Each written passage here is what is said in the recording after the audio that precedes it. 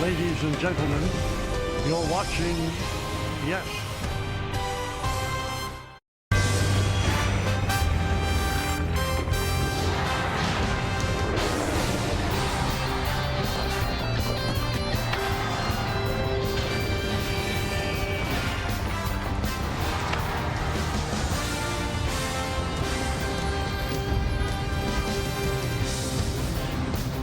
Well, after taking 2 out of 3 over the weekend in Sacramento, it is on to the beautiful Pacific Northwest for the New York Yankees. Second leg of their West Coast road trip begins tonight right here at one of the jewels in all of baseball, T-Mobile Park. It's the YES Network presenting New York Yankees baseball. Tonight, the series opener between the Yankees and the Seattle Mariners from T-Mobile Park in Seattle, Washington. Hi again, everybody. Welcome inside to New York Yankees baseball. Along with Jeff Nelson, I'm Justin Shackle. Yankees win yesterday 12-2. They take 2 out of 3 from the A's. Aaron Judge had 4 hits, but we cannot forget about Paul Goldschmidt here. This guy has 53 hits over the first 40 games. He's starting to look like the Paul Goldschmidt of 2022. That's when he won the National League MVP. He was on fire in Sacramento, going 5 for 14, 3 RBIs. And yesterday, how about 3 doubles? He hits to all fields. I love watching him. I've always been a big fan when he was with Arizona and St. Louis. That was on Friday, his 4th homer, an 0-2 slider that he hits off the batter's eye. He's 30 home runs from the magic number of 400. Well, how rare is the hit production for Paul Goldschmidt? Take a look at this. The most hits through 40 games played with the Yankees since 1935. Only Joe DiMaggio back in 1936 has more than what Paul Goldschmidt has produced here in 2025. Well, for the Mariners, they started the season at 4-8, went 18-6 after that, but they were just swept over the weekend by the Blue Jays. Still, their offense is making some noise, and Cal Raleigh has been a big problem for pitchers. He is. He's putting it together. He's a switch-hitting catcher that has 12 home runs at second in the bigs behind Schwarber and Aaron Judge. He's got a lot of power. He put them in the playoffs a couple years ago with a big home run that ended a drought from 2021. He's an excellent catcher. A lot of power from the left side. Matter of fact, more power from the left side than the right side. Let's take a look at what Raleigh and the Mariners have done so far through the Mohegan Sun team scouting report. Those 12 homers for Raleigh, second in the American League. They're first in the American League West. The offense, after a few seasons of struggling, has been on a roll here. Oh, the Yankees offense has been on the biggest roll in baseball. What's behind it all? Meredith Marakovitz speaks with hitting coach James Rousen when we return.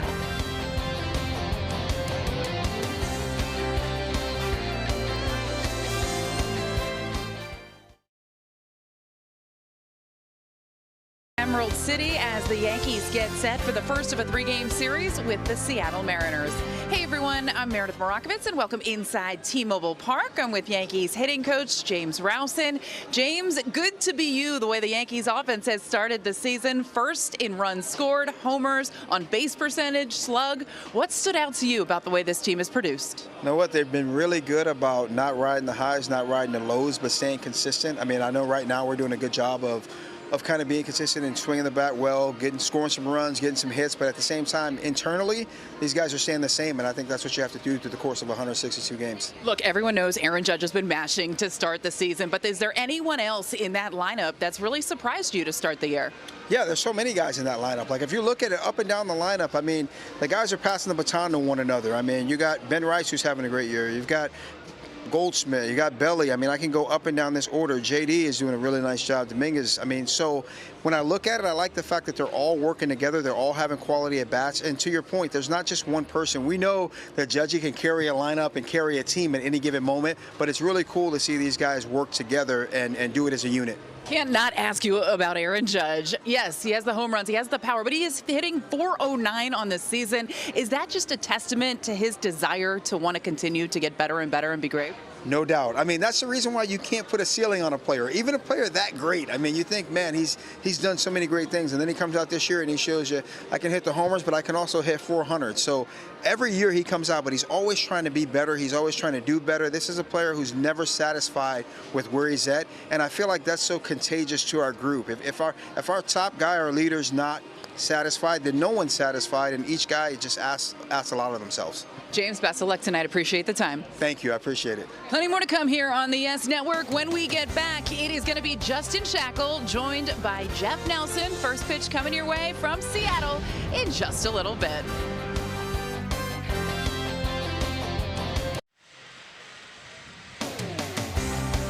Yankees baseball on Yes is brought to you in part by your local Tri-State Genesis retailers. Learn more at genesis.com. By Untuckit. Find the perfect fit today at untuckit.com or more than 80 stores worldwide. By the New York Lottery. Get out there and play. And by Hyundai. Test drive a new Hyundai today, only at your local Hyundai dealer. Well, the boat's rolling through the Sound. The Yankees rolling through Seattle to start the work week here in the Pacific Northwest. And Emerson Hancock about to go to work for these Mariners. Two first-place teams going at it, Nelly. Not too bad as we take a look at the Yankees lineup against Hancock. Grisham leading off. Then you have Judge and Wright. Rice DHing. Paul Goldschmidt cleaning up. Then it's Bellinger, Volpe, Wells doing the catching. Cabrera at third, Peraza at second base. Mark Schmidt on the mound. Well, they're the numbers for Hancock on the year, the 5.70 ERA. I'll describe why that is so high.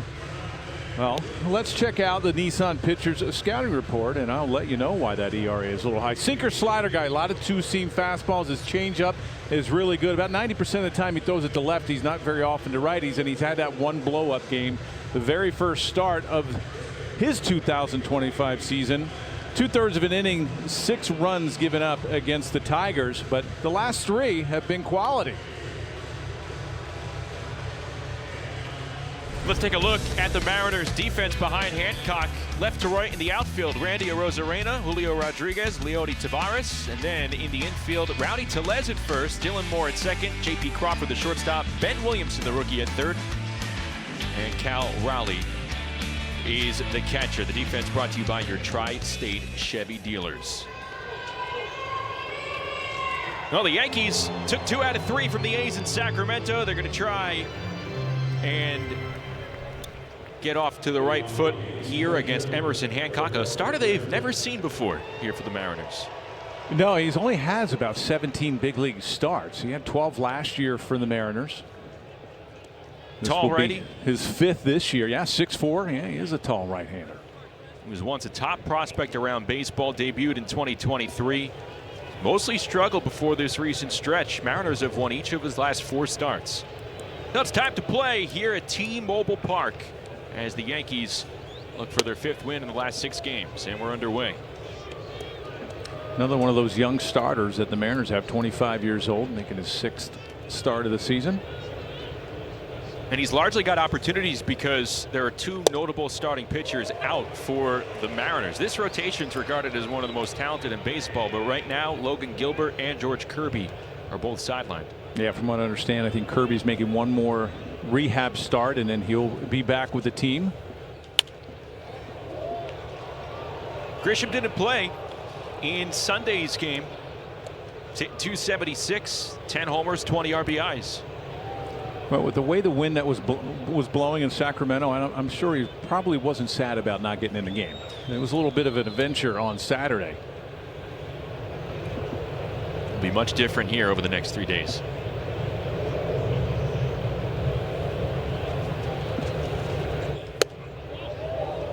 Misses off the outside corner.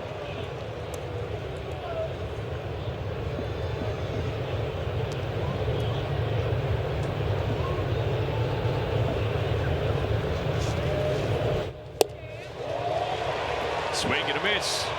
And Grisham down on strikes. Good change up there. Let's take a look at the keys to the game, brought to you by your local Kia dealers. Well, early runs to try to settle down the Clark Schmidt, give him some room to make some errors. And the leverage guys, you look at Williams and Weaver did not throw in the Sacramento game and Sacramento series. And the running game, Seattle is 7th in stolen bases. They don't play really well here at T-Mobile Park, so they have to figure out ways to manufacture runs. Well, one of the ways is stealing bases. Here's Judge, 3rd 4-hit game of the season yesterday. And Nelly, I don't know if you're going to see too many fastballs from Emerson Hancock to Aaron Judge here. Already 2 off-speed pitches. Well, the only thing I can think of is maybe he runs that 2-seam fastball inside to try to open up. He'll throw that sweeper away.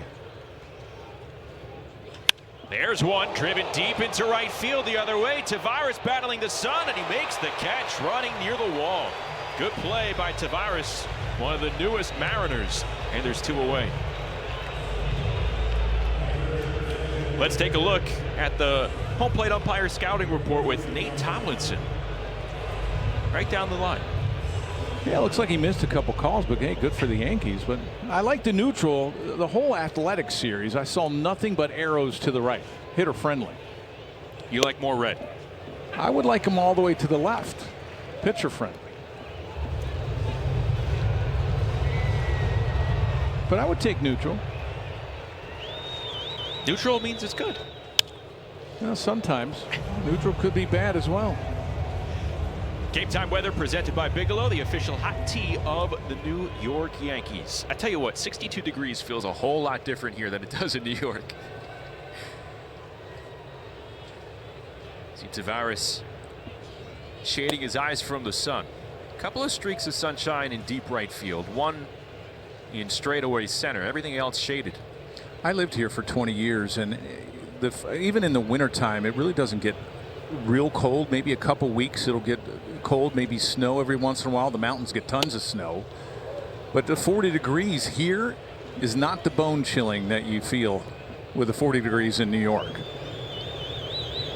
Hard to believe this ballpark is over 25 years old. It's beautiful. 1999, right in the middle of the season.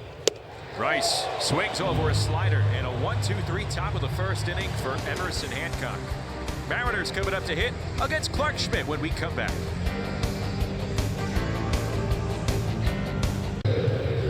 No score on the bottom of the first. Let's take a look at the Mariners lineup tonight. And leading it off will be the shortstop J.P. Crawford, Jorge Polanco DHs. Julio Rodriguez is in center field. Kyle Raleigh, the cleanup hitter. Randy Arozarena, the old friend, in left field. And it's Tellez, Tavares, Dylan Moore, and the rookie Ben Williamson. The numbers on the year for Clark Schmidt. Last outing, outstanding start, 6 innings, only giving up 2 runs and 1 walk. That's what he needs to eliminate. Well, let's check out the Nissan pitcher scouting report. Early strikes, 10 walks in 20 2/3 innings. You want to get ahead, try to eliminate the long pitches or many pitches for a bat. Where's the fastball? Only 9% of the time he's throwing the fastball this year. I'd love to see some 2-seamers to lefties. And matter of fact, neutralize those left-handed hitters. Lefties are hitting .318 this year off of Clark Schmidt compared to .152 from the right side. He faces a lefty to start off his night in J.P. Crawford, Seattle shortstop, who began the season batting 9th, but he's played really well, and he's able to boost himself up to the leadoff spot.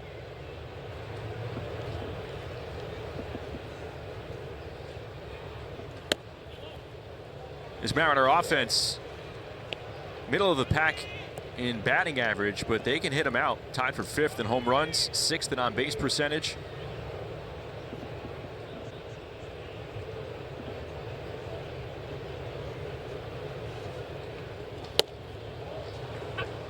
Crawford had a 16-game hit streak snapped on Friday.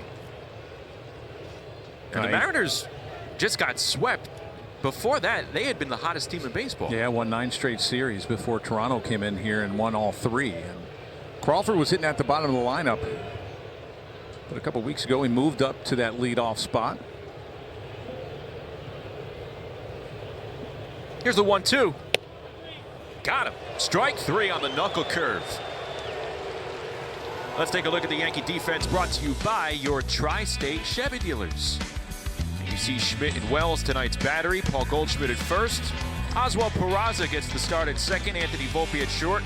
Oswaldo Cabrera at third. Bellinger, Grisham, Judge left to right in the outfield with Ben Rice DHing. So Crawford retired, 1 away. Here is Jorge Polanco, who's bounced back in a big way. He's had a solid start to the season. Hitting .327. 9 homers, 28 driven in.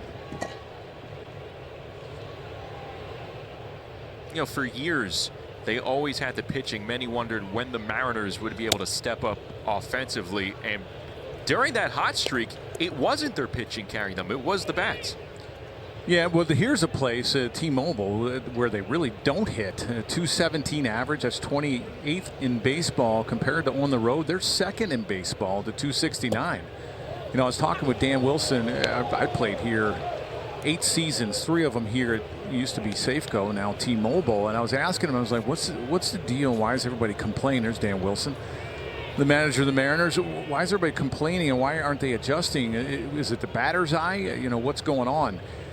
I said, we never had a problem when we played here and you hit. Polanco going down swinging. 2 straight strikeouts for Clark Schmidt. Let's check out FanDuel's live same-game parlay. Aaron Judge to record a multi-hit game. Anthony Volpe to record a hit. And Clark Schmidt to record at least 6 strikeouts. It's a quarter of the way there already. Well, you can see the batter's eye out there. It used to be green when the stadium opened up, and then they painted it black. It's a honeycomb shape like a beehive, and it deflects the bright sun. Here in the summertime, it gets really bright, and you saw it there, that fly ball to right field that Tavares had a little bit hard time. There's that batter's eye out there, and he just says they're having a hard time making an adjustment. I mean, they made an adjustment back in the early 2000s, and they're just not doing it now, making it a little bit more difficult for hitters to pick up pitches. Julio Rodriguez sends it foul down the right field line. Rodriguez kind of developed a reputation now with his 4th big league season as being a slow starter. Hit 196 over his first 26 games. Over the last 2 weeks, though, he's hit 286. And the Mariners won 85 games last year, finished 2nd in the AL West. They fired Scott Service when they were at 500 at 64-64, named Dan Wilson manager. He led them to a 21-13 finish, but this is a team trying to chase another appearance in October like they had a few years ago when they won 90 games. Well, you have the Athletics playing good baseball. They're right on their heels. The Astros as well. Even Texas is starting to put it together. So it's going to be an interesting season for the AL West. Schmidt coughs up a pitch that Rodriguez sends deep into left center. It is gone.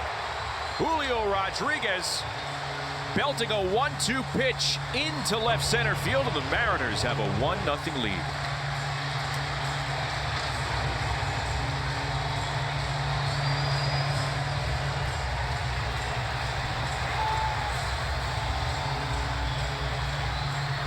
Well, Schmidt got underneath a sweeper. Threw a really good one the pitch before to Rodriguez that he got him to swing and miss.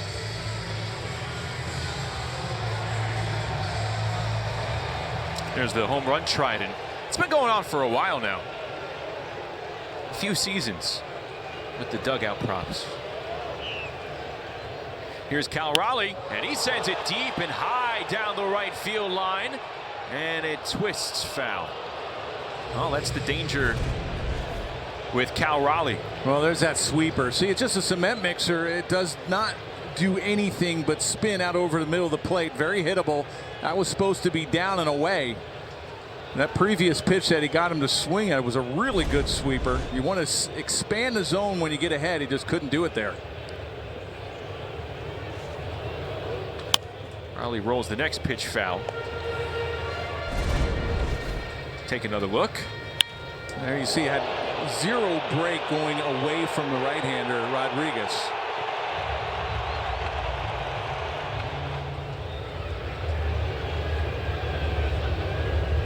Fourth homer in 14 games. 0-2. A knuckle curve. Raleigh stayed put. He's 2nd in the American League in home runs, top 10 in runs batted in, runs scored, slugging percentage as well. He's been a dangerous switch hitter, and he continues to get better. And Aaron Boone was asked his thoughts of Raleigh's start to this season. The first word out of his mouth, power. Schmidt trying to put him away. And a pop-up left side of the infield. Cabrera puts it away. Mariners get a run thanks to the Rodriguez home run. We go to the 2nd. It's 1-0 Seattle. Time to take a look at the leaders, brought to you by your local Tri-State Genesis retailers. Yankee offense has been cruising over the first 40 games. First in the league in all of those categories. Really impressive. Only tied with Arizona in walks. And also third in batting average. Everything else, they are at the top of the leaderboard. Here's Paul Goldschmidt. Well, scoring 29 runs in a 3-game set against the Athletics, that helps the numbers go up a little bit. And the Yankees scored 5 runs in the second and the 5th against the A's yesterday. Goldschmidt had 3 hits, 3 doubles. It's tough to have that type of production, but yet you're a little overshadowed by number 99 with 4 hits. Well, Can't forget about Paul Goldschmidt. Yeah, well, like we talked about in the open, he's looking like 2022 Paul Goldschmidt. Rips that to first to Les. 1 away.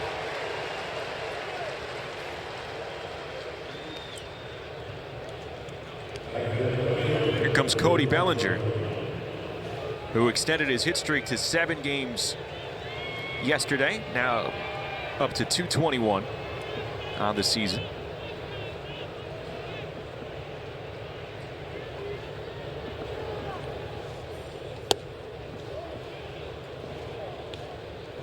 So Hancock got the chance to start the season in the rotation with George Kirby's injury. He gave up 6 runs and didn't make it out of the first inning of his first start. He was sent back to the minors. Then he came back to on April 17th, and he's pitched pretty well in those 4 starts. It's given the Mariners a chance to win each of them. They have. But this is a pitcher that this organization and this fan base, they've been waiting on for a while because he was such a high draft pick. Well, he's got a good fastball, good 2-seam fastball that he's really incorporated the last couple of years, using that a lot, especially away to left-handed hitters. The changeup is really good. We saw that in the first inning, a couple strikeouts on that changeup. He'll throw the sweeper and the slider. Makes it a 4-seamer every once in a while. 3-1. And Bellinger draws a 1-out walk. Let's take a look at Emerson Hancock's arsenal, brought to you by StatCast's Google. Well, there's a sinker, the changeup. The changeup is a really good pitch. Now, you're going to see the average. The average against the fastball is over 300. A lot of that is because of that first outing against the Tigers. Yeah, since his return on April 17th, Hancock has a 3.52 ERA. Volpe had a pair of hits and a run batted in yesterday.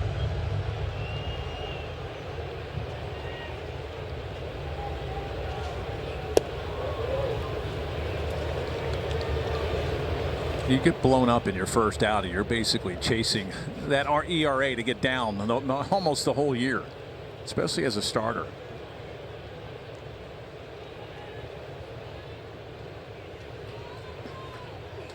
Yeah, how hard is it to forget that one bad outing that you may have early in the year when the numbers probably feel like they're never going down? Well, I think these guys are proud of their earned run average. It's up on the board every single time they're out on the hill. I mean, you turn around, you don't want to see anything elevated above 4.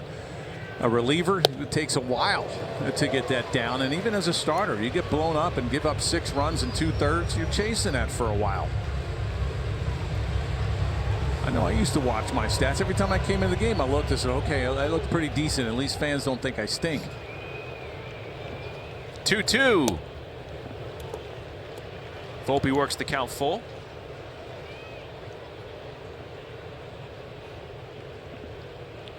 There you see Austin Wells on deck. Runner goes, pitch is up and in, and it's ball 4. So 2 free passes in a row from Emerson Hancock, and Wells will hit with 2 on.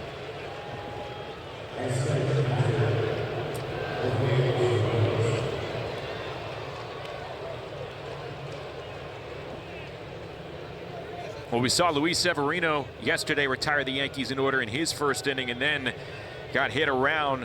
Also lost command, gave up those 5 runs in the second. The Yankees obviously have the ability to make a pitcher really work and put that pressure on inside a single inning. Well, it's a 25-year-old kid in Hancock, and he's facing the best offense in baseball, or at least the American League right now. And you know, it's a lot of pressure. You start walking guys, it's the worst thing you can do. You're playing right into the Yankees' hands. There's Wells. Had a hit, scored twice yesterday.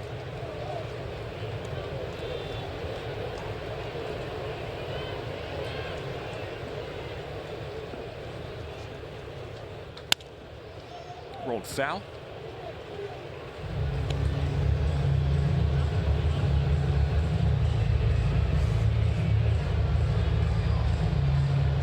Looks like Wells cracked his bat.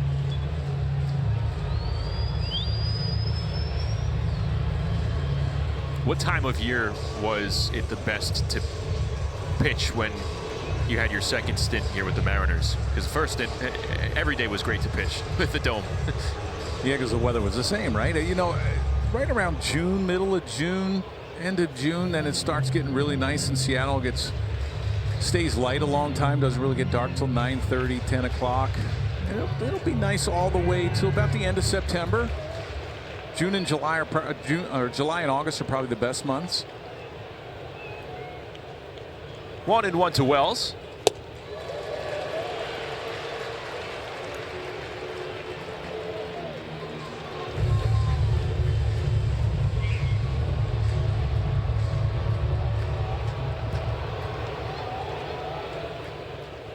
Good speed on the bases for the Yankees. 1-2.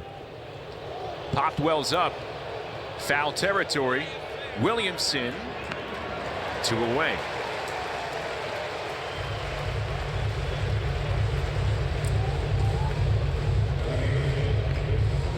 So the batter will be Oswaldo Cabrera with 2 on and 2 out. You see his work through 33 games. Had an RBI double yesterday. A pair of doubles in the series against the A's.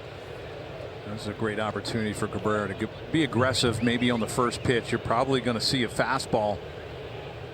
Hancock having a hard time getting ahead in this inning. See if he can deliver a big 2-out hit. Blocked by Raleigh. When we talk about everything Raleigh's done at the plate, behind it, statistically, he's one of the best as well. And he's a big target back there. He's not a small catcher. For someone about 6'3", probably what, about 250? He's a big dude behind there. Big target to throw to. Rolled on the ground to Les. Hancock and Seattle get out of it. Yankees strand a pair. We'll go to the bottom of the second. Still 1-0 Mariners.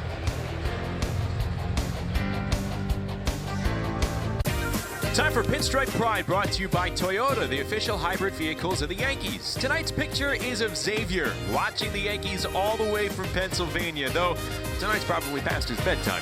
Use the hashtag Toyota Pinstripe Pride and mention yes in pictures you post to social media to reflect your love for the Bronx Bombers. We might spotlight you in a future game. He also could be up right now as well. He could. You don't have kids. Wait till you have kids, and then you figure out there's no really bedtime for a baby. They make their own schedules. Yes, exactly. Clark Schmidt going back to work, facing Randy Arozarena, former Ray. It's a 33-game on-base streak.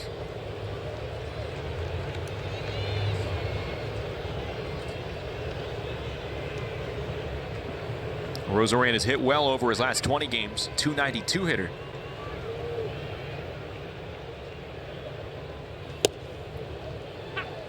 He was traded here at the deadline last summer as the Mariners tried to infuse some offense. Didn't ever really take off.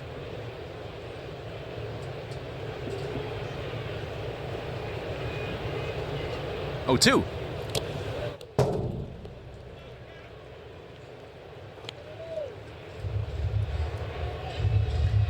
Two good sinkers to get ahead 0-2, and then that slider, when you throw that slider away, you got to stay closed a little bit longer. You start flying open, and then you start seeing that pitch way out of the zone.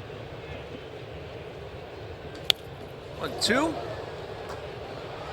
Fouled back just to the left of our booth.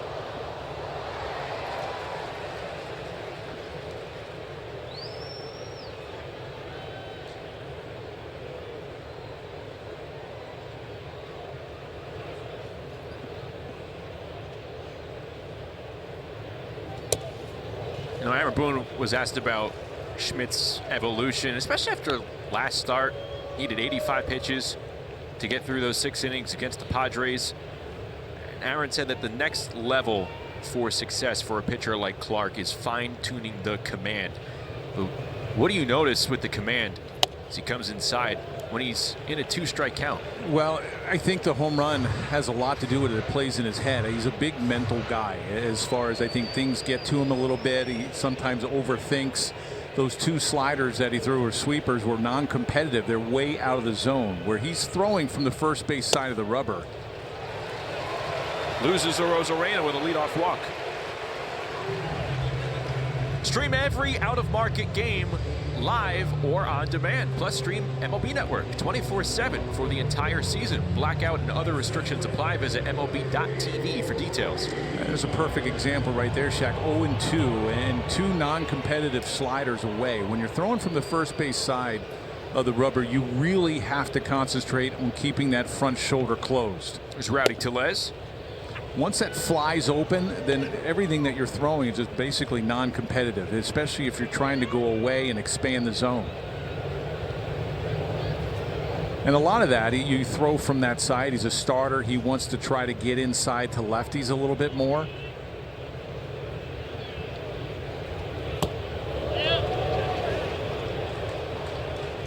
And this is a side of the plate that he really has a hard time with. Notice everything that Clark throws is into a lefty. Everything's hard. You got the cutter, you got the big sweeper and the knuckle curve. He doesn't really have anything. Doesn't throw a changeup. Doesn't have that 2-seamer very often to go down and away. You know, Carlos Rodon, once he started incorporating that changeup and having another pitch to go down and away from a righty, started having a lot more success. With Clark, needs the same thing, something to go both ways. Fouled off. I mean, a left-handed hitter is going to come in and say, okay, everything that I'm going to see from him is coming into me. So I know that I'm going to have to be aware of something in, and I'm going to open up a little bit more. When you have something go away, you have that changeup going down and away, or the 2-seam fastball going down and away. The lefties have got to hang in there a little bit more because they got to respect the outside part of the plate. But right now, they really don't have to. Let's see what Clark Schmidt is cooking up. Cooking up something special with Hexclad. Join the hybrid revolution at hexclad.com. This is his 5th career start against the Mariners. 4th star, rather. The Yankees are 0-3. You know, he pitches well here. 0.84 ERA. Yeah, 3 runs in 15 2/3 in those starts. A big reason why the Yankees are winless in those starts, they've given them 2 total runs of support.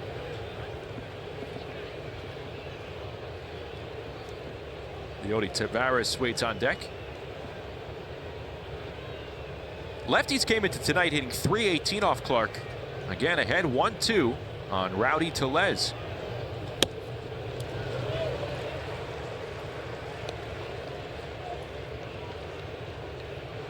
Tellez in his first season with his 4th team. Started at first base in more than half of Seattle's games so far. Donovan Solano splitting up that platoon with him.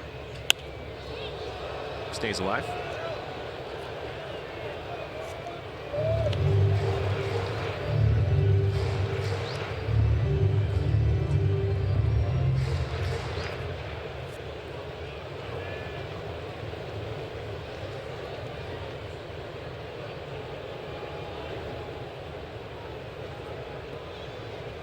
Schmidt trying to put a hitter away in another 2-strike count.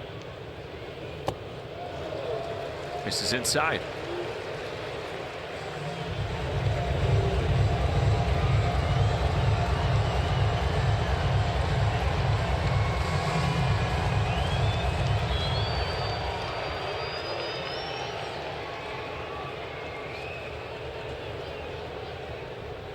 Cabrera and Volpe are about 15 feet apart on the left side of the infield, so that pitch called off. Look how close they are.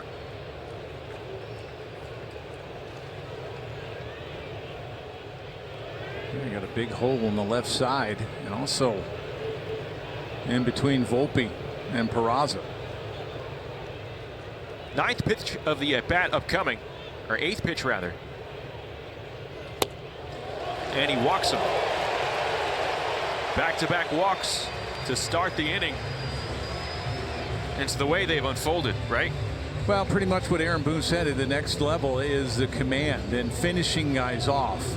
And that's when Clark Schmidt has struggled. It's been in this department as far as getting ahead. He knows how to get ahead. And once he gets 0-2, 1-2, it's about finishing him off early. You know, trying to get him out in those next 2 pitches and make pitches competitive. You know, you look at the Arozarena at bat.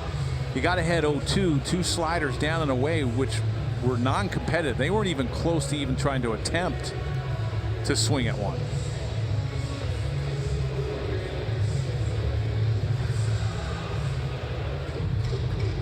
So the Yankee infield meeting on the mound with Schmidt as he faces Leody Taveras here.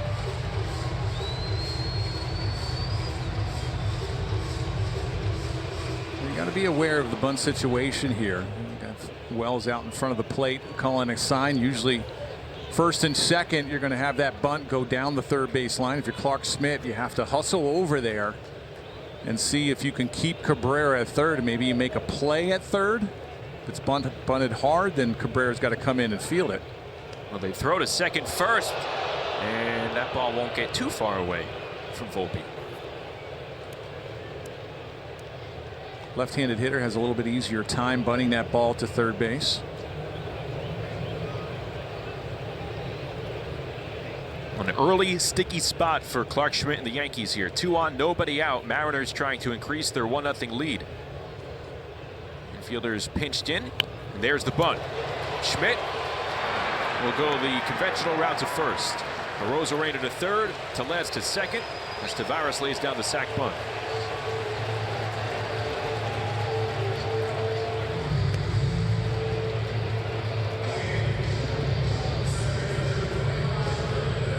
Here's Dylan Moore.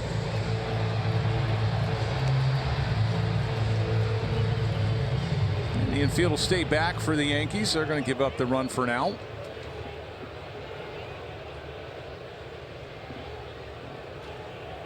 Moore with good numbers. Hit a home run yesterday.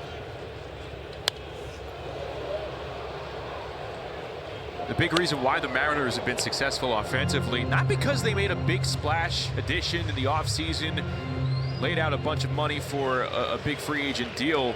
A lot of the players that internally were already here, they've just performed better this season, Moore included. He was named American League Player of the Week last month. Well, another reason is they have one of the best right-handed hitters in baseball on their bench. A Hall of Famer, Edgar Martinez, is their hitting instructor.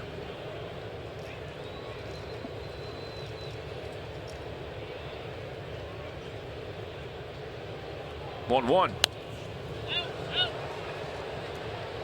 So you have Dan Wilson as the manager, Edgar as the hitting coach, 2 beloved players in this market. And you know they have a wealth of knowledge. Kevin Seitzer, also a former player down there. He was a real good hitter in his day. There's Edgar. A real Yankee killer now. Yes, he got me twice. We were teammates. I'm like, he got me twice. Actually, I think here at T-Mobile.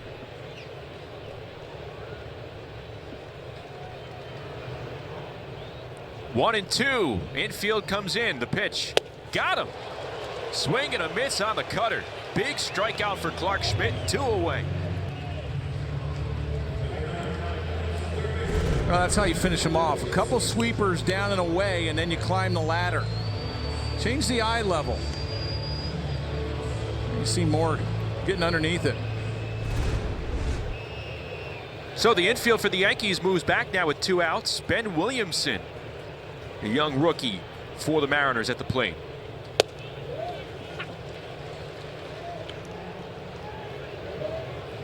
Williamson had 7 RBIs in his first 8 games after his call-up on April 15th. He's cooled off a bit since then. Seattle's second-round pick in 2023 out of the College of William and Mary. 0-1. Lifted high into right center field. Judge calls off Grisham. And no damage done. Schmidt strands a pair as we move on to the third.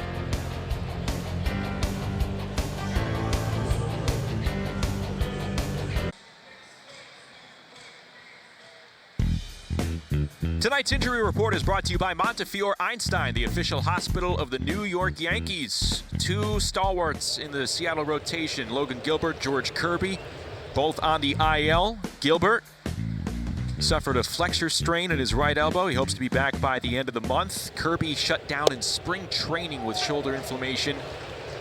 Made his second rehab start back on Saturday, and will make another this weekend. He could be making his first big league start of the season after that. Emerson Hancock quickly ahead 0-2 on Oswald Peraza, Yankees number 9 hitter tonight. So Peraza gets the start at second base here, but many people wondering what it will mean for the second base position with DJ LeMahieu's return pretty imminent, right, Meredith? Yeah, Aaron Boone said he's on his way to Seattle. He's expected to be on the active roster tomorrow as Peraza goes down on strikes. And then on the final game of the series, the day game, they expect him to be in the starting lineup, most likely at second base. He will be playing a lot of second base. Once he gets back up here, could play a little third as well, but it looks like he is pretty much back, Justin. The Yankees like what they've seen from the reports with LeMahieu and his overall performance with his rehab assignment. And Justin, I asked Aaron Boone whether or not he was curious to see if it was going to translate. He's had some results down there. He has been healthy, but Aaron Boone said, yes, we want to see what he is when he gets up here. Is he an everyday player? Is he a platoon player? They don't really have an answer to that yet. It's going to be based on his performance and how he does when he gets some opportunity. Grisham hits it high, hits it pretty deep into center field. J-Rod back, and he can't make the catch. It goes over the wall. Trent Grisham stays burning hot with a solo home run to tie the game. Home run number 11 for Trent Grisham. And that's one that J-Rod would like back.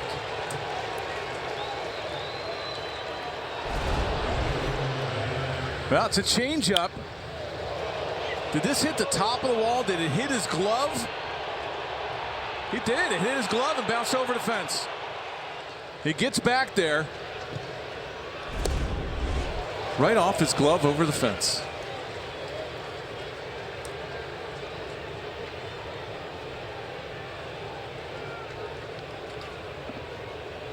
Here's Judge. Take another look. I think it hit both the glove and the wall. And the top of the wall. Yeah, wow, this is a good angle right here. Watch, it's going to hit the side of his glove, or the top of his glove, hit the top of the wall, and then bounce over. Could it be stopped? It was destined to leave. Wow. That close.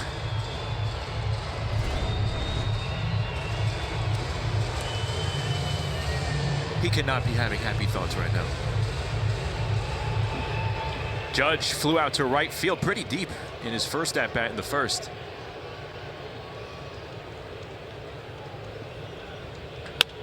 Laces this one down the left field line. That's going to be a fair ball. Now Rosarena will pick it up, and an easy stroll into second for Aaron Judge. And Trent Grisham with his 11th home run. About going out to get that one. Yeah, that had a lot of movement. That was a changeup, an elevated changeup. This went 412 feet off the glove of Julio Rodriguez. 7 homers in his last 16 games. Here's Ben Rice. Smacks it into right field. Tavares makes the play. Hard liner for Rice. 2 away.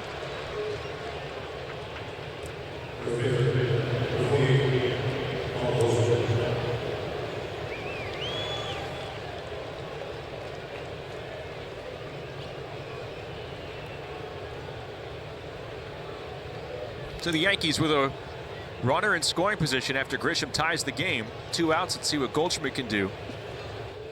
And a bouncer right back to the mound. Hancock. Side retired. Yankees strand one, but they tie it up thanks to Trent Grisham. And a double whammy in center field. Off the glove, off the fence, and over.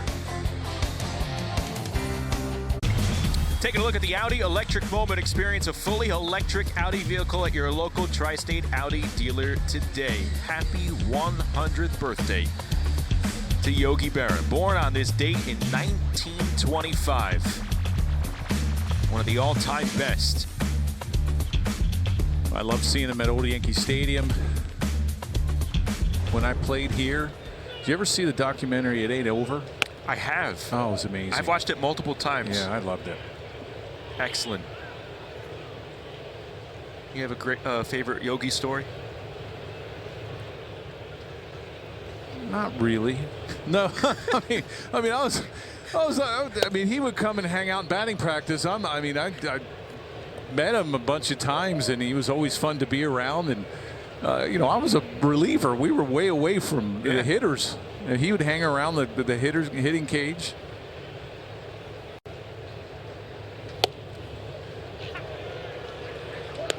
Pitches in there for a strike to J.P. Crawford. Look at this unbelievable resume. 10-time world champion. 18-time All-Star. Hall of Fame inductee in 1972. Tell you what, when you go to the Yogi Berra Museum and Learning Center, at a time they had all the rings on display in the showcase, and it kind of just hits you, and the perspective of, whoa, okay, wow, 10 rings won. That's insane. I think my favorite memories with a lot of the old-time players were just hearing their stories. I mean, they loved to tell you things about and times about when they played, and Yogi was one of them.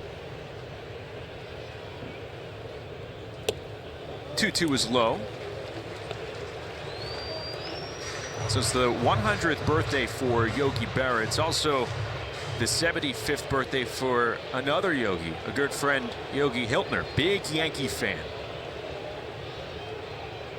who has coached a ton of youth baseball. And he has the same birthday as Yogi Berra. So we wish Yogi Hiltner a very happy 75th birthday.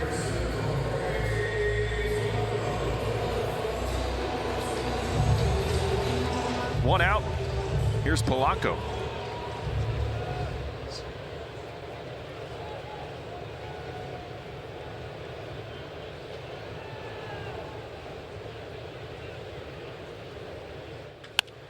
And it's sent deep into right. Back is Judge. It's gone. Jorge Polanco didn't take long for that one to go out. His 10th of the season, and the Mariners retake it. They're now up 2-1.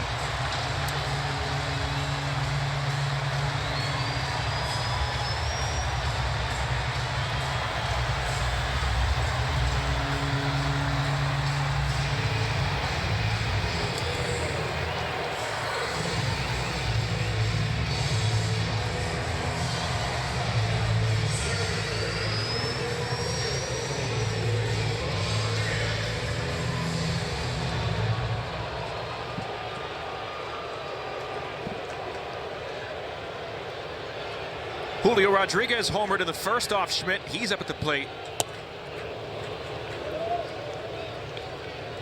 So Schmidt entered tonight having allowed 3 homers over his first 4 starts. He surrendered 2 solo shots so far this evening.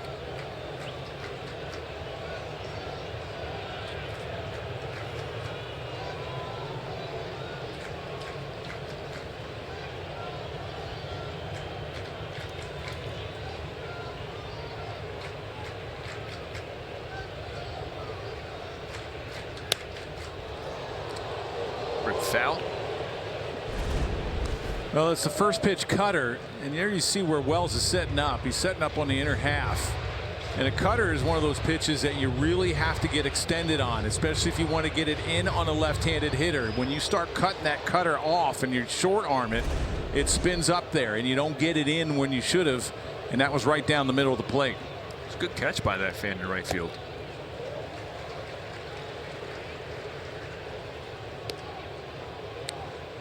Another 0-2 count to Rodriguez, and that slider down and away, another non-productive pitch. I would love to see a two-seamer just ride on in to Rodriguez. Just give him a different look, and then you could go back away.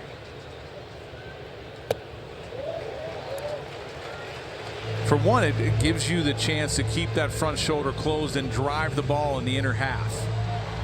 And even if you miss, it still gives the thought process to Rodriguez, hey, he may come in on here, and I got to really be aware of that. And then you might get that swing and miss down and away. Still 2-2. I mean, Clark Schmidt has really good stuff. I mean, he's got a good fastball, that cut fastball that he uses a lot, a good sweeper. But if he could set up pitches a lot more, you're going to eliminate a lot of 0-2, 2-2, 3-2, 6, 7, 8 pitches per at bat. Got him. Came back inside with the sinker.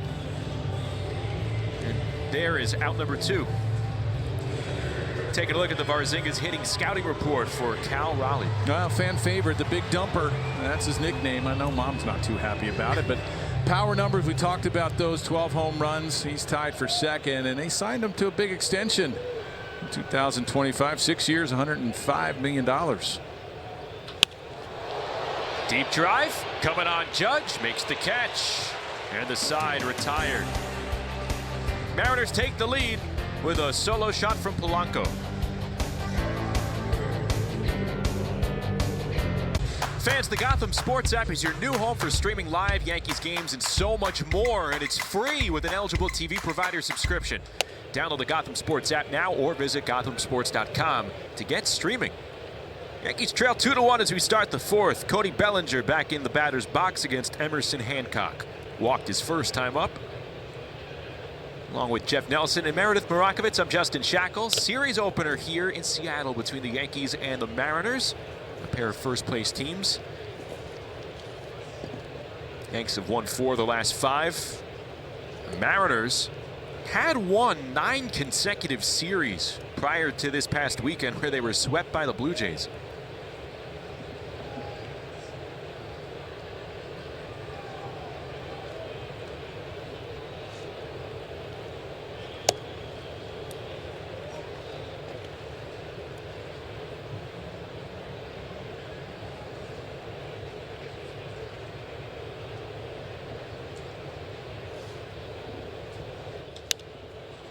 Came inside, Bellinger fouls it off.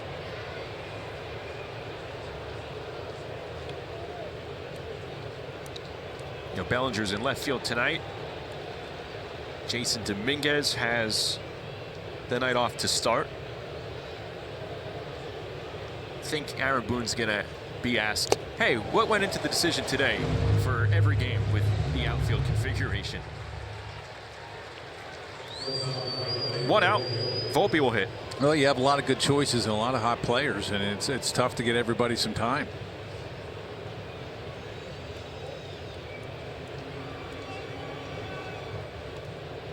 Volpe walked in the second. Emerson issued back-to-back walks that inning and kept the Yankees scoreless.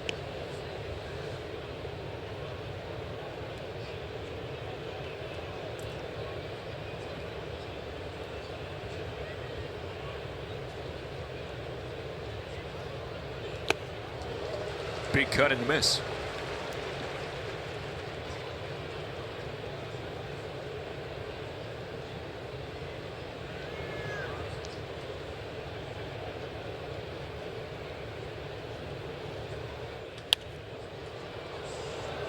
That'll land foul in the seats.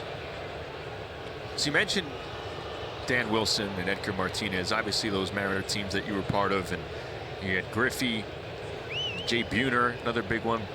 Who was the alpha though? Who commanded the clubhouse? I would say Jay Buhner and Griffey.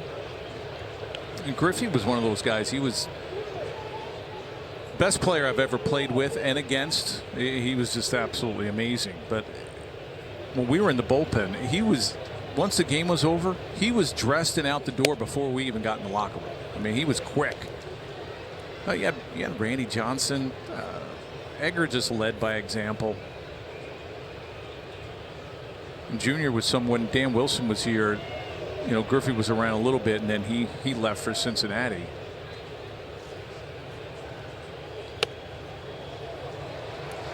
Hancock ran inside, ball 4, so 2 walks for Volpe tonight. Take a little look at the career resume for Ken Griffey Jr. One of the all-time greats. And I played with him in the minor leagues back when he was 18 years old in San Bernardino. And he was incredible then, and he just loved the game, loved having fun, and everything came easy to him. You know, I still see his head pop up and him smiling with the big pylon at home plate from the '95 division series and an 8-year-old Justin crying. Yeah, so the Yankee fans weren't too happy about that. Yeah.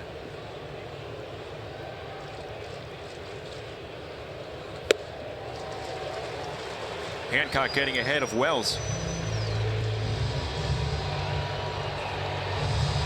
That was like my first sports heartbreak. That game at the Kingdom. I'm kind of happy that we gave it to you then. And then I go over to the good side and you win 4 World Series. I tell you what, who commanded the room was Lou Piniella. That was our manager. He was probably more of a figure than anyone in that locker room. Got Wells, went with the changeup, and there's the second out. Well, when a changeup's down, he's got a really good one. You see, he takes a lot off of it. Fastball about 95, and then that changeup comes in about 86. That's what you'd love to see, about 9-10 miles an hour off of that fastball. Here's Cabrera, 2 outs, 1 on, 2-1 Mariners in the top of the 4th. Tellez had to veer off to just make that catch. Oswaldo hit a grounder to first base to end the 2nd.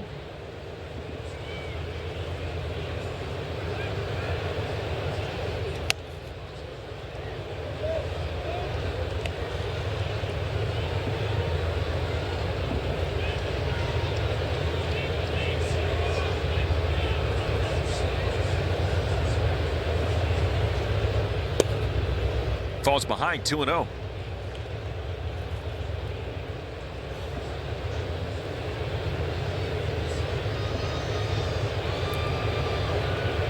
Volpe on at first. Swinging away. And it's 2 balls and a strike. Well, Volpe over there first is 2 outs. He's 6 stolen bases, been caught 3 times. 2-1 count, usually an off-speed count. Maybe try to get a jump here. Raleigh's thrown out 6 of 31 would-be base stealers. Has good arm strength.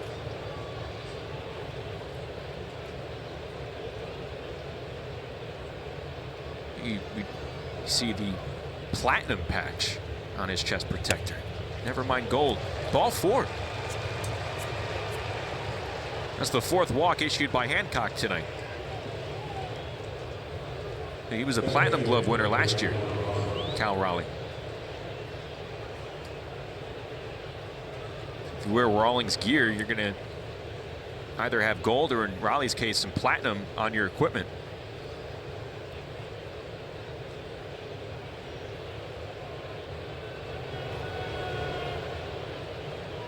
Yankees with another chance to score with 2 outs here. Volpe's at second, Cabrera's at first, and an opportunity for Oswald Peraza, who had a big, at the time, go-ahead home run back on Saturday, a game the Yankees ultimately went on to lose, but it was a big home run in the moment.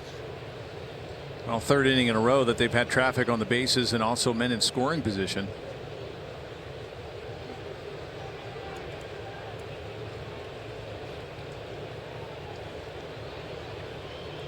th pitch of the inning coming up from Hancock. And Peraza pops it up. Tavares. And the side retired. Yankees strand 2 more against Emerson Hancock. How about Sweet Lou commanding the clubhouse? But one of the most highly anticipated Subway Series in years gets underway this weekend in the Bronx, and it all starts on Yes. Special extended pregame coverage begins Friday at 5:30 with first pitch scheduled for shortly after 7 o'clock on Yes and the Gotham Sports app. Well, begins Friday night. Juan Soto returns to Yankee Stadium.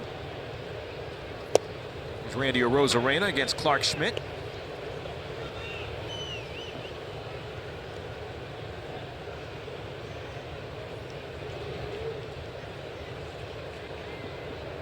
Arozarena reached third base in the second.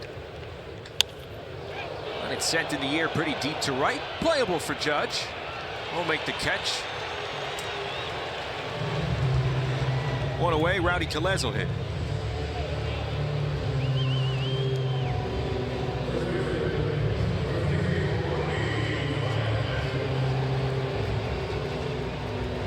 You get to be at the stadium next weekend for the Subway Series? I will be both Friday and Saturday. I can't wait for Friday night. Everyone's waiting for that one moment, that first at bat, right?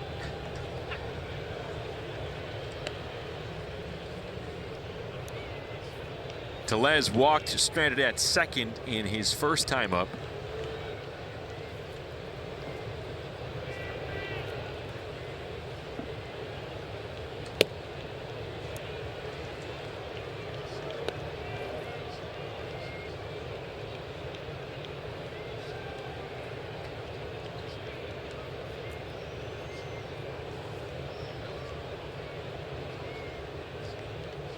Big shift on for the lefty Tellez. This is where Cabrera and Volpe are playing really close to each other on the left side of the infield.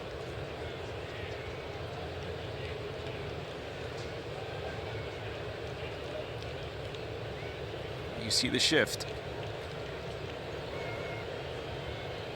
Have to have 2 players on each side. 1-2. Shot foul.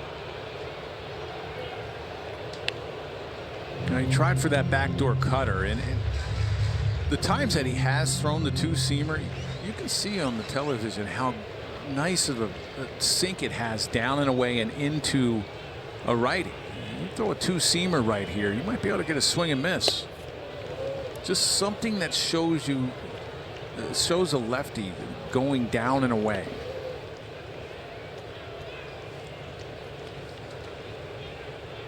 The Mariners have 5 batters hitting from the left side to start tonight's game against Schmidt.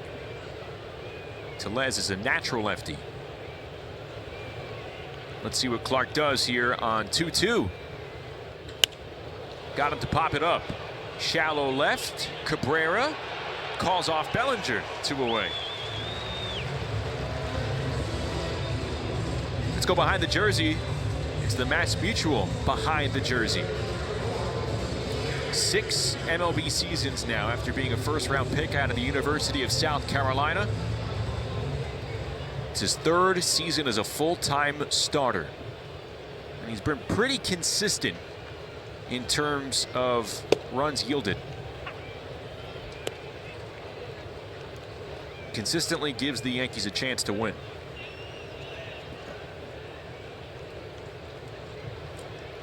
It's about taking another step, though. You saw him last start pitch 6 full innings against the Padres. Can he start to consistently reach that point?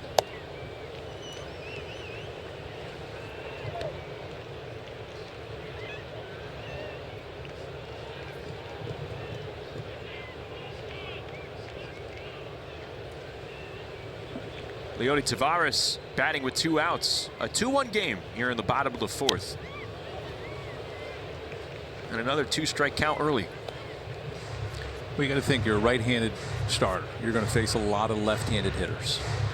Pitching from the first base side of the rubber is one way to try to get the ball in, because you cut that angle off just that little bit. If you go from the third base side of the rubber, it's just a little bit more of an angle coming in on a lefty. A little bit easier if you move to the first base side, but still you need something to go away. Came inside with the cutter. And then that average against is going to go down from left-handed hitters.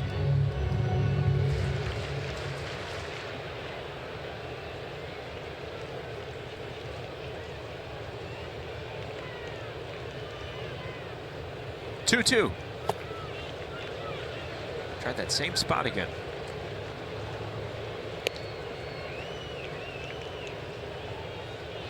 This is what you're talking about with extra pitches. Yeah, he does it great. He has really good stuff. There's no doubt about that. And he does a really nice job of getting ahead.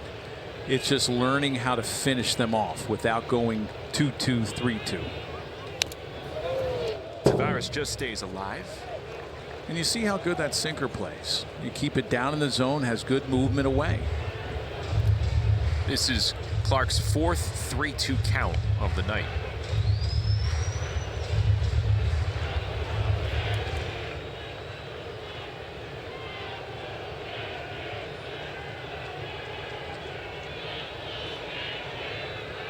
Payoff.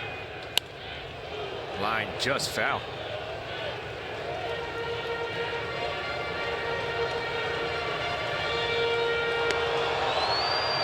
Taveras was the Texas Rangers everyday center fielder the last 3 seasons. He started slow. Rangers let him go. And the Mariners came in and quickly claimed him last Tuesday. He was in Seattle's lineup the very next day. 3-2. Got him to pop it up. Will Cabrera have enough room? Racing toward the dugout, slides, and he makes the play. Oswaldo Cabrera, right in front of the dugout, ends the inning with a punctuation. Great play by the Yankee third baseman.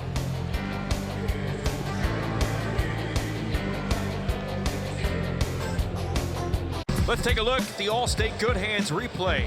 That last play in the 4th. Cabrera was playing at the shortstop position and had to run a long way to make that catch. And to deal with that fence that's right on top of the dugout. Here's Grisham, homer to center his last time up. I remember when there was no fences on the top of the dugout stairs. I think old Yankee Stadium might have been one of the last stadiums to have a fence go across the steps. I think the very last was the Oakland Coliseum. Well, they still didn't have one. Yeah, they still didn't have one as of last year.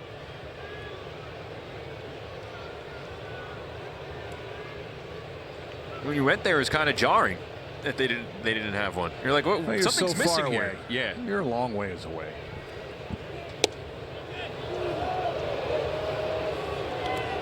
One and two to Grisham.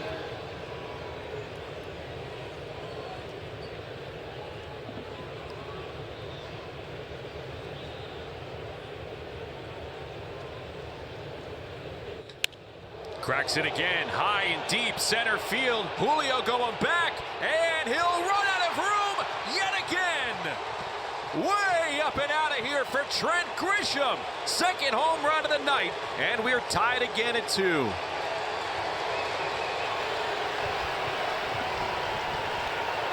How about Trent Grisham? 4th career multi-homer game. Well, that wasn't going to be glove-aided.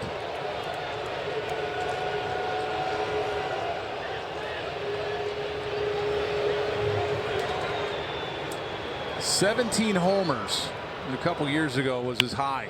Judge into left, and Arozarena does not make the catch. He claims he caught it at the shoes. Judge says, no, not today.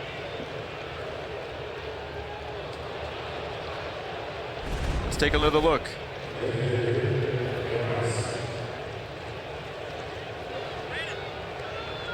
Can't sell that. A single for Judge.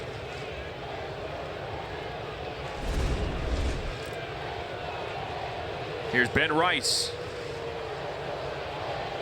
Yankees starting to heat up here. Third time facing Emerson Hancock. Well, he gets a fastball out over the middle of the plate, almost in the same spot as that changeup that he hit in the third inning. He made sure that Julio Rodriguez had no chance of getting that one. There's fastball up. No, you're not going to get this one off your glove. 17 homers a couple years ago. He's already at 12.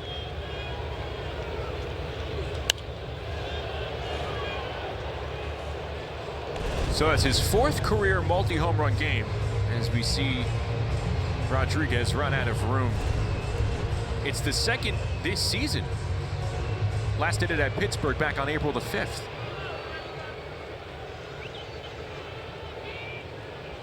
What a revelation he's been here in year 2 with the Yankees.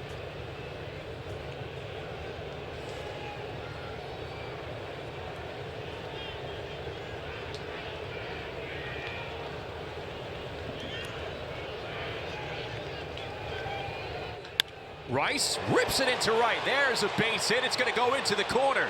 Judge round second. He's getting the wave around from third. Tavares digs it out, and now Judge will stop at third.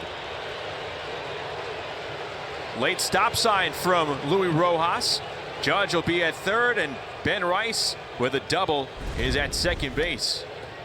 Well, two-seam fastball started on the inner half, and there it goes right across the middle, and he just ropes it right down the right field line. Just made sure that Tellez didn't come up with that one.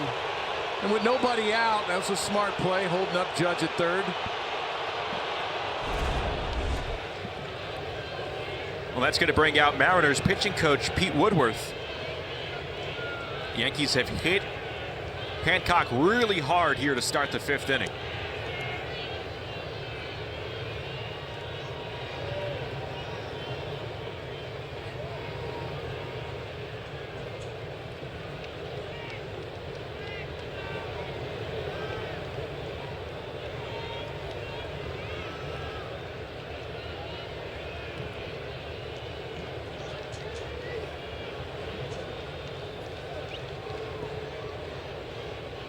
Well, with nobody out, Aaron Judge is going to wait for that ball to get through the infield before he tries to score. The Mariner infield pinched in. Judge at third, Rice at second. Big opportunity for Paul Goldschmidt, who's been a hitting machine here for the Yankees. And he lines it into left field. It's a base hit for Goldschmidt. Judge comes in to score. Rice will stop at third. It's a go-ahead RBI single for Paul Goldschmidt. Yankees ahead 3-2.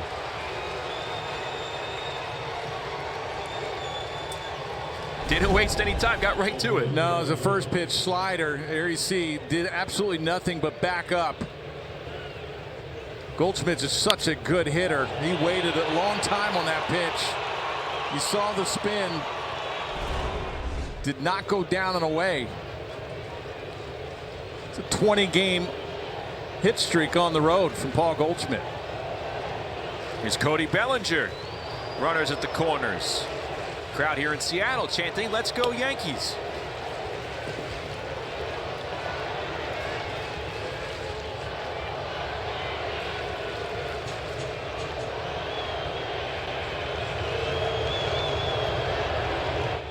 Bellinger into right field, base hit.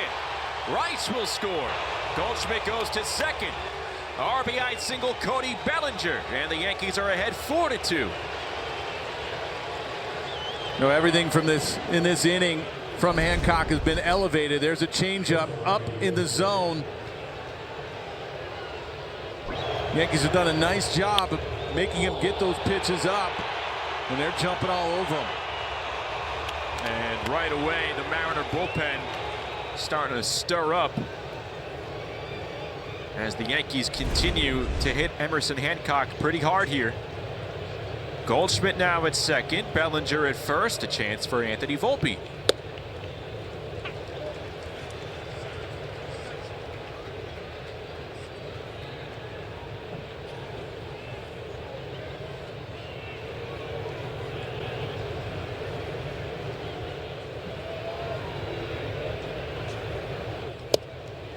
Swings through the sinker. Just pulled off on that fastball. It's Casey Legamino, right-hander for the Mariners.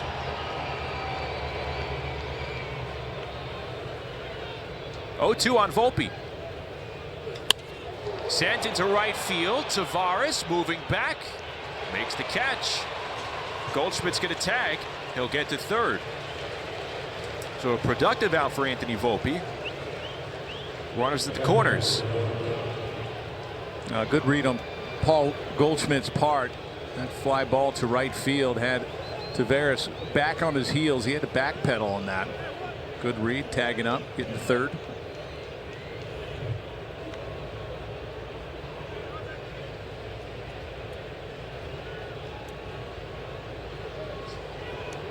Austin Wells will hit with 1 out and 2 on. Yanks have scored 3 runs this inning.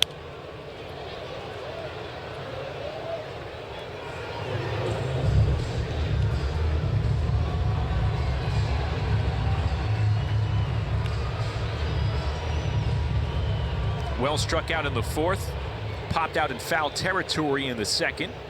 Runners take their leads.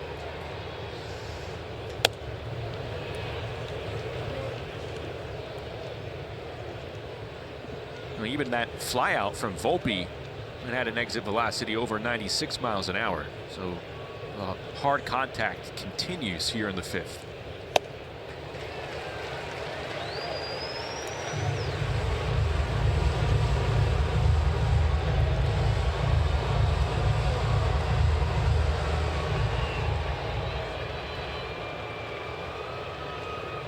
One-two.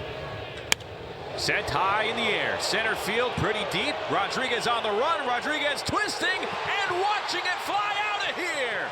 Austin Wells with a 3-run shot. Oh, the Yankees are tattooing Emerson Hancock. 6 runs here in the 5th inning.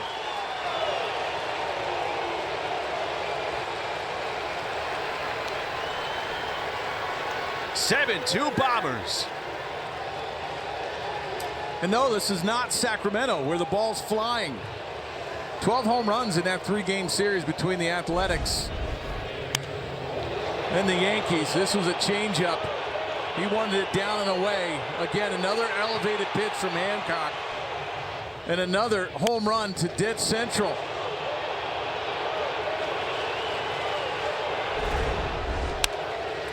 Cabrera, a roller. That's the 2nd out.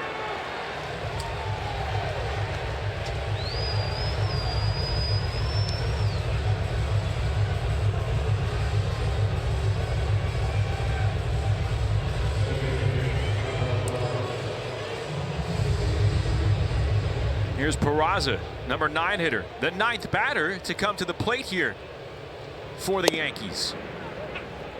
This is their 12th inning of the season, scoring at least 5 runs, the most of the majors.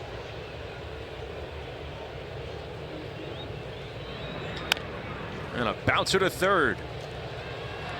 And it'll end a very impressive inning for the Yankee offense. They score 6 runs on 6 hits. None louder than these big shots into center field. The first home run of the night from Trent Grisham. He follows up with another one here in the top of the 5th. And then Austin Wells gets into the mix. A 3-run blast. It's 7-2 Yankees in Seattle.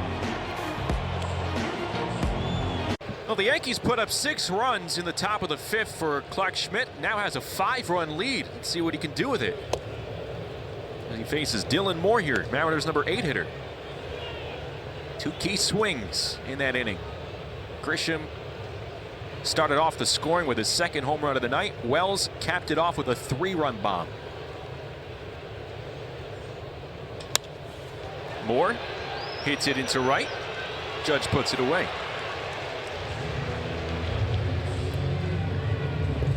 Well, that's one way, early outs.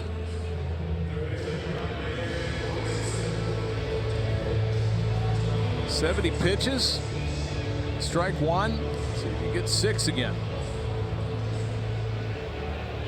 Here's Ben Williamson, who's 0 for 1. Flew out to right field. All those home runs, they went out to center field, just over the wall. Looked like Rodriguez had a beat on all of them. Ran out of room. He's had a twisting night in center field.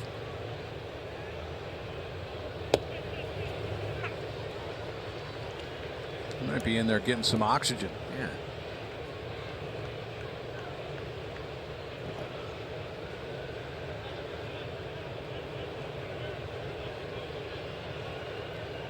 Schmidt ahead 0-2 on Williamson. And he gets him to chase. There's strike 3. 2 quick outs for Clark Schmidt. Well, 2 quick outs on 5 pitches. This is an 0-2 sweeper down and away. Williamson had no clue on that one. Schmidt's retired 11 of the last 12. The one he did in that stretch was the Polanco home run. Here's J.P. Crawford, leadoff hitter, 3rd time up.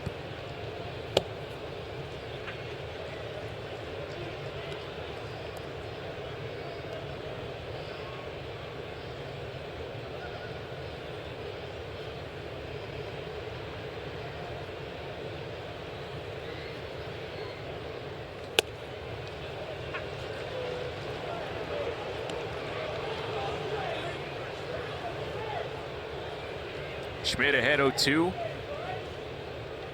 Perhaps attacking with more confidence with a 5-run cushion. Well, you can. I mean, 2 good pitches there. The 2-seamer away and then that backdoor cutter. I mean, you could throw another fastball here if you want. 0-2. Got him to go. Swing and a miss. Strike 3. Clark Schmidt retires the side in order for his 2nd straight inning. On to the 6th we go.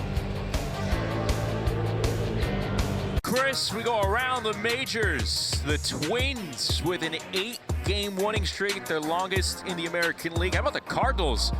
The first team to a 9-game win streak in the majors. And one of the top prospects in all of baseball, Jordan Lawler, called up by the Arizona Diamondbacks.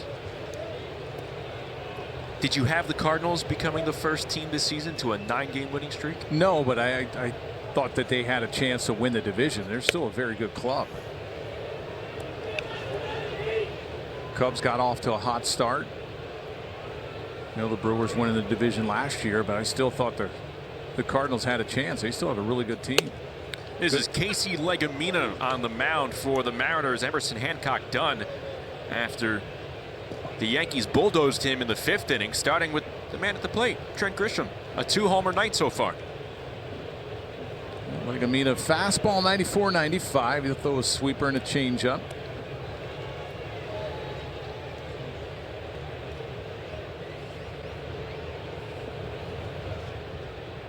One, 2.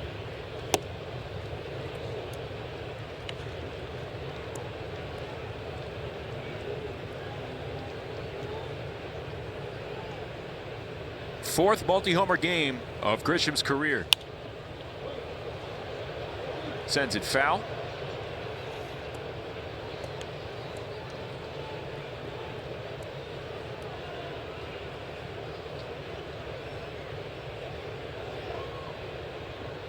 Julio's going to start playing it back at the wall. Cut down some running time. Got him to go. Grisham down on strikes.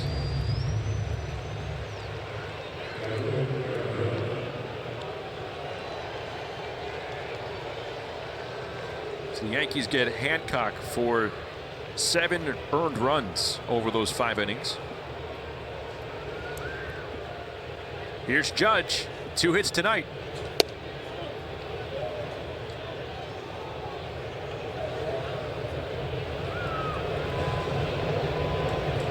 Had a base hit last inning, a double back in the 3rd.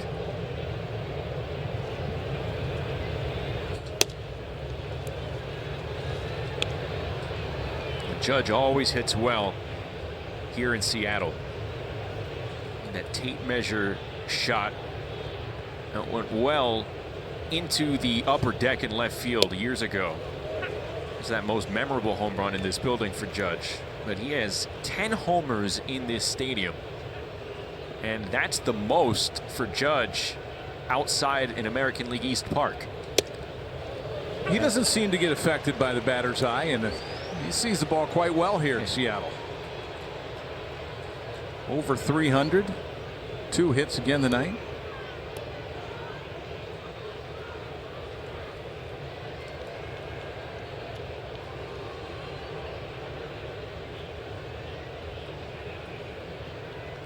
Two.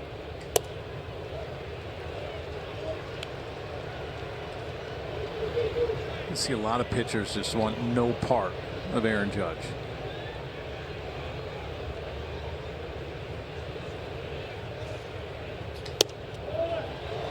Legumina tried to stay outside. He missed. And it's ball 4.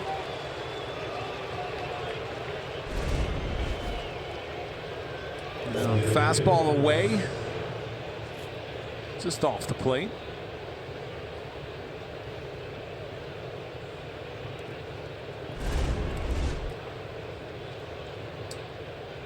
Here's Ben Rice.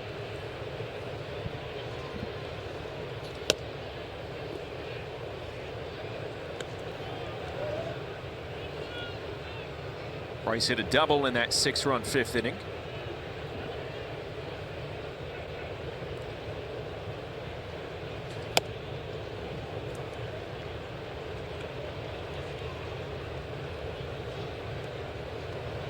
Yankees have a 7-2 lead. They're going for their 5th win in the last 6 games.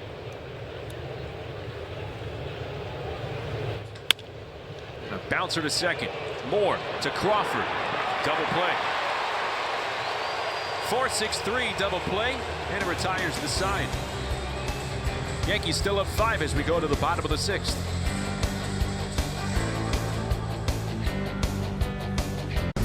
Well, the 6th Yankees strikeout brought to you by Audi and the 2025 Audi Q6. Visit your local tri-state Audi dealer today. Well, good knuckle curve. There's a good fastball at 2-seamer. I'm telling you, you throw that more often, it's a good pitch. There's that knuckle curve to strike out Crawford in the 5th. 8 pitches in the 5th inning. 2 strikeouts in that inning as well. Schmidt working the 6th inning here.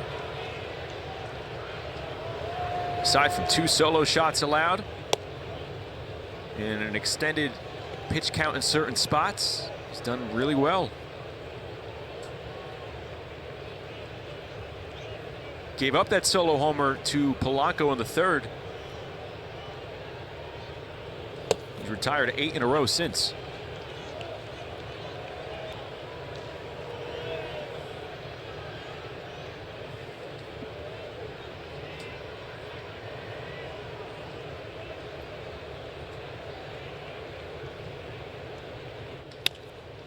Bouncer, high hop. Cabrera handles it. 1 away.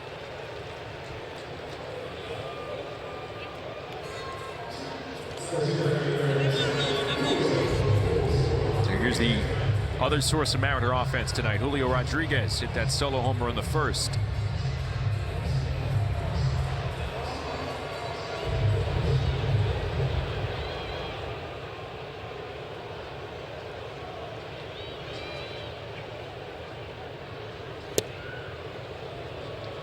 Big swing and a miss as Schmidt gets ahead.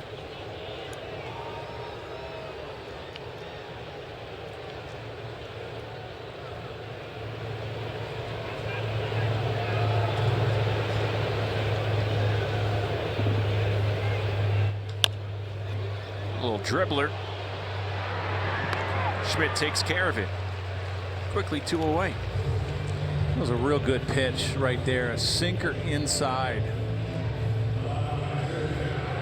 He's got really good movement on that pitch. You see that 5th inning, 8 pitches. You cut those 22 pitch innings out. Start getting deeper and deeper into the ball game. About 12 to 15 per.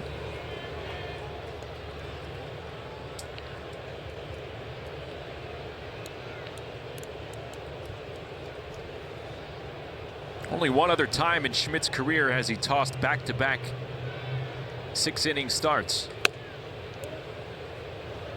That was on May 10th and 16th last year. He's now away from doing it again.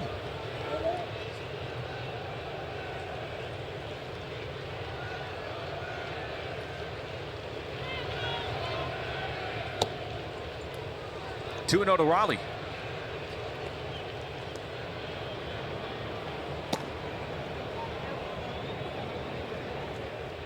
See Edward Bizzardo warming up for the Mariners.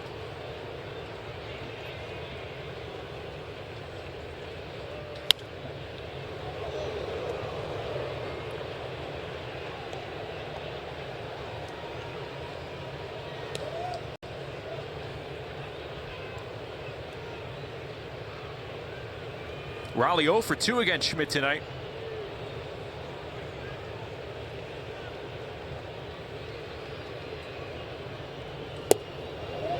Three and one.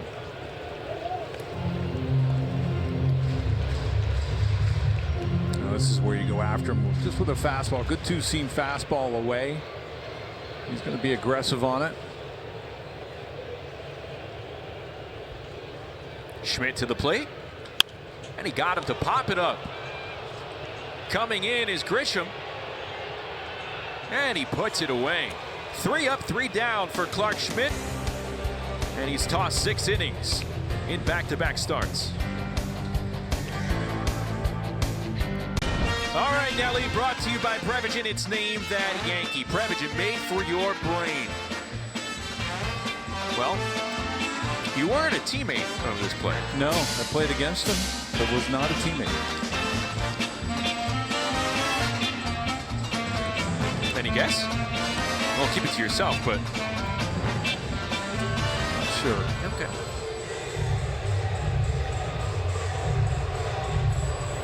They just missed something great. Do you know? I need some time here.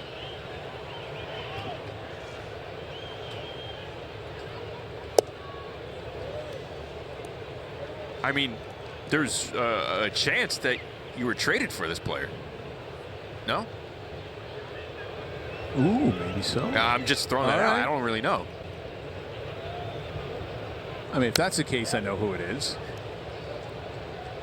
Take another look. This is a 6.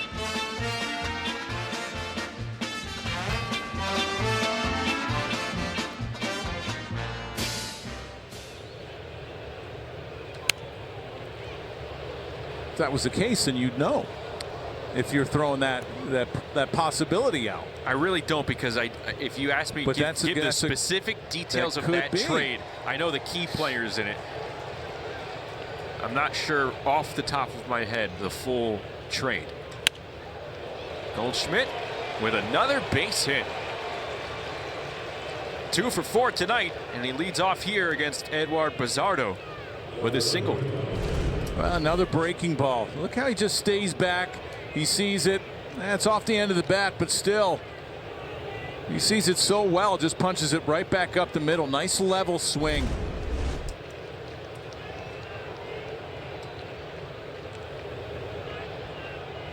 Here's Cody Bellinger. I mean, it looked like he played a decent amount of time. Only 500 hits. Yeah. It's not a lot.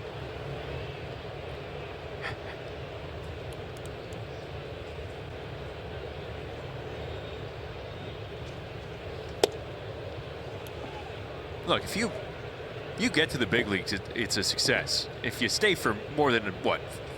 I mean, well, you got to figure, since baseball started, there's only a little over 23,000 players that saw one day in the big leagues.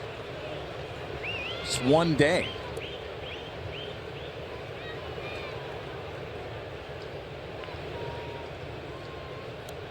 Bizzardo, the third pitcher the Mariners have used here tonight. Yanks up 7-2. They scored 6 runs in the 5th.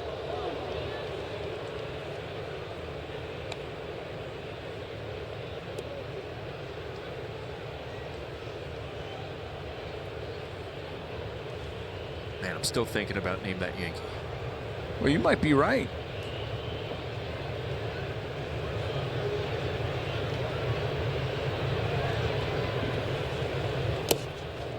This is low. I could be on the right street, but I don't know what house to go to. Well, you don't know the name, though. No. Oh, okay.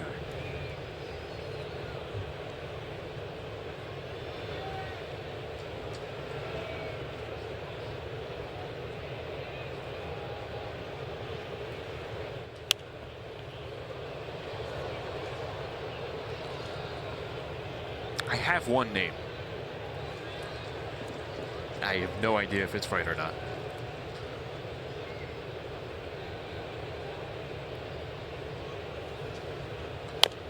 Bouncer foul. You were on the right street. You were on the right street. I gave my name to our producer, Troy Benjamin, and I didn't get it. Since it's Yogi's birthday, you take that fork in, fork in the road, you take it.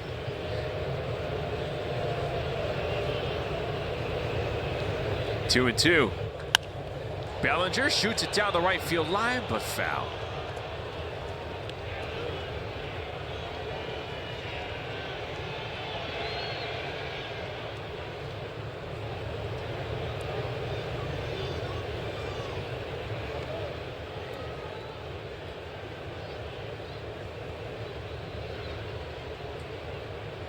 Cody's reached base twice tonight. And he takes a look at strike three. One away.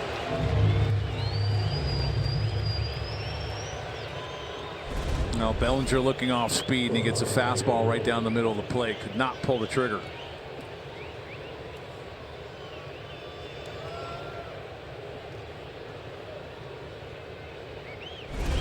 Here's Volpe. 2 walks for him tonight. Yankees have 7 runs on 9 hits. No errors. The only 2 hits for the Mariners were their 2 solo home runs. And a tapper the other way through the hole into right field. It's a base hit. Goldschmidt will streak for third. He'll get there no problem. Base hit for Volpe, his first of the night.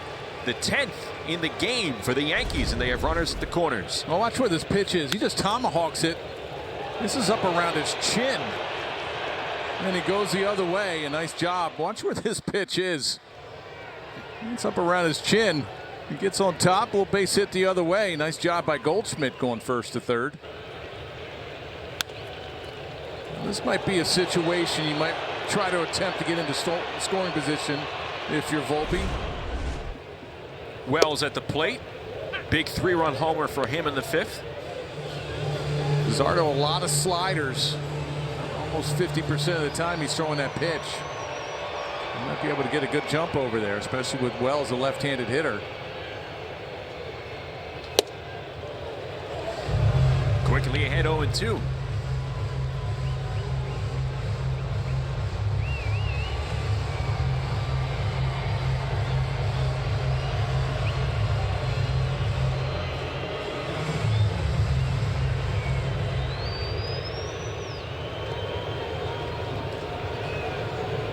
Volpe's over at first. Goldschmidt 90 feet away at third.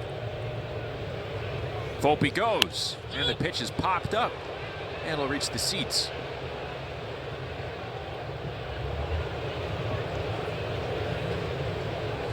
Well, Volpe had a good jump over there first, but Wells has to protect. That pitch is right down the middle.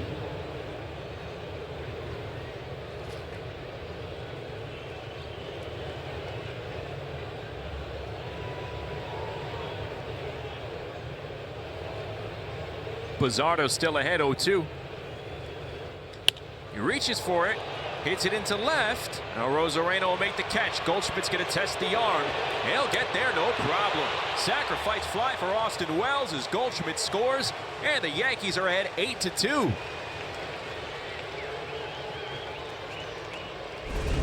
A nice job, four-seamer upstairs. Shortens up the swing, goes the other way. Rosarena does not have a great arm and left.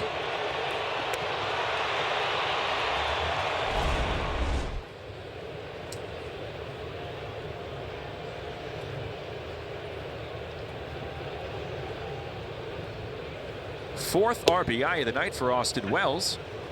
Here's Cabrera. 20 pitches for Bizzardo here.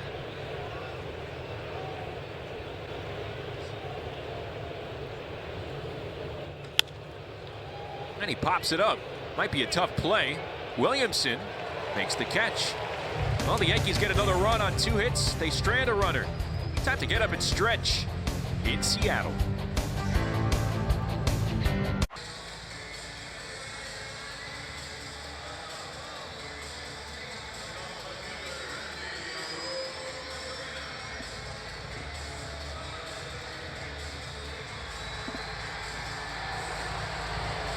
Thank you, guys.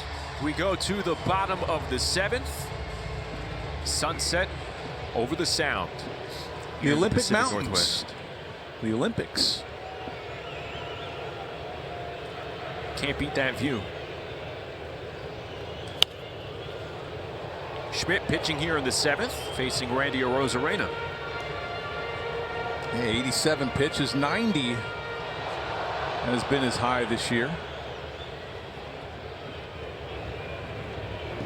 Aside from a 22-pitch second inning, Clark Schmidt has been really good here for the Yankees.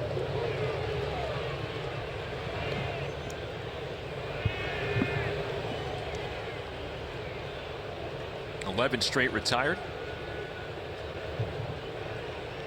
That includes Arozarena, who flew out to right field his last time up. That's foul.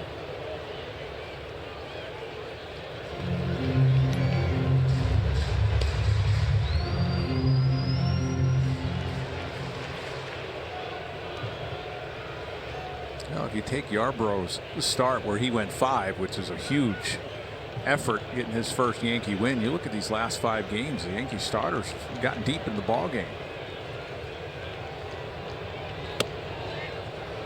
Just missed outside.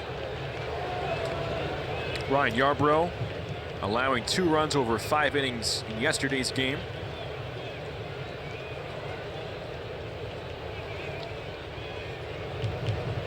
If you go back to last Sunday, 1-2's outside. Every Yankee starter has tossed at least 6 innings aside from that Yarbrough start, but again, that's a reliever putting in starters work. Huge so the pitch effort. count limited. It protects the bullpen. It helps out the bullpen in so many ways. 2-2's ripped down the right field line. It's going to be a fair ball. It'll hit the corners. And Randy Arozarena has himself a leadoff double.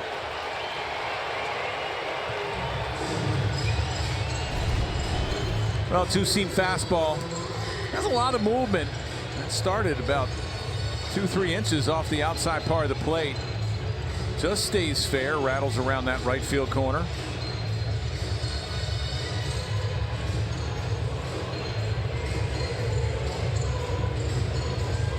Well, Arozarena extends his on-base streak to 34 games with a walk in the 2nd, but he gets a hit here in the 7th.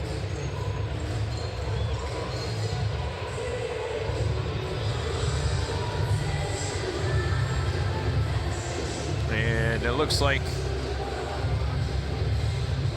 the night will be over for Schmidt. Aaron Boone hasn't made the sign yet. There it is. Solid work done by Clark Schmidt here in the series opener in Seattle. To the bullpen we go.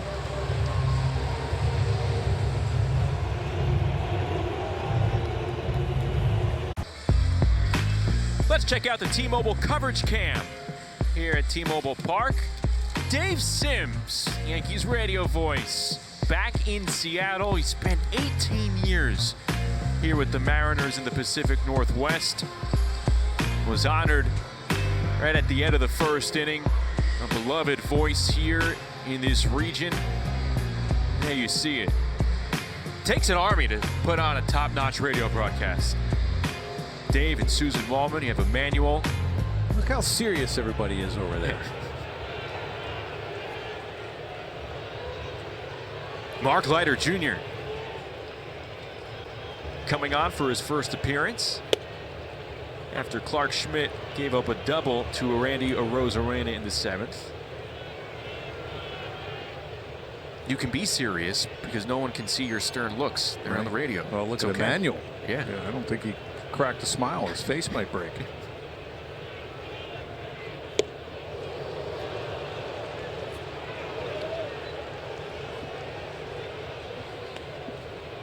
Tellez walk popped up in the 4th.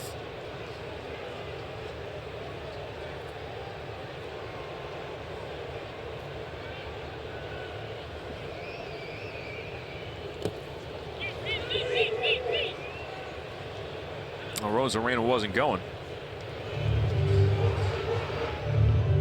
So Schmidt faced 23 batters here, Jeff. He threw 18 first pitch strikes.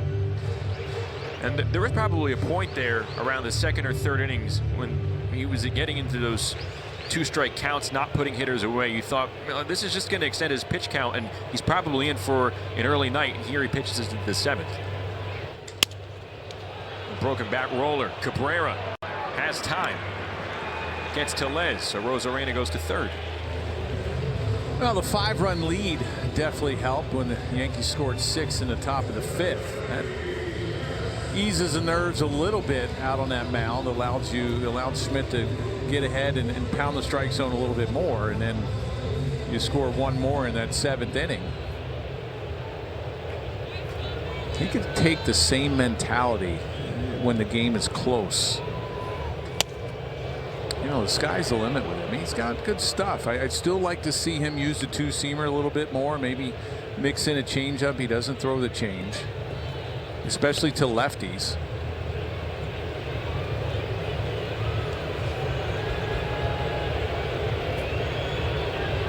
Talking to Max Fried there, maybe he's saying the same thing. Hey, that 2-seamer really plays well. Tavares hits it foul. We'll see Max Fried tomorrow on the mound.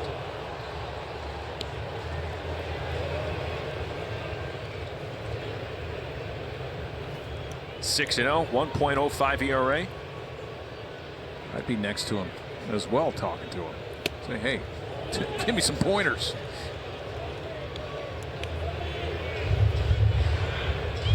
He has been a terrific addition to this Yankees pitching staff. Obviously something they needed in the wake of Garrett Cole going down with Tommy John surgery. Lighters 1-2. Got him. There's that signature splitter. 2 away. Well, this year marks Yogi Berra's 100th birthday, and the Yankees have a special giveaway to help commemorate it. Friday, June 6th, the first 18,000 guests will receive a special Yogi Berra U.S. Navy bobblehead that recognizes his military service, courtesy of State Farm. Tickets are going fast, so get your tickets today at Yankees.com.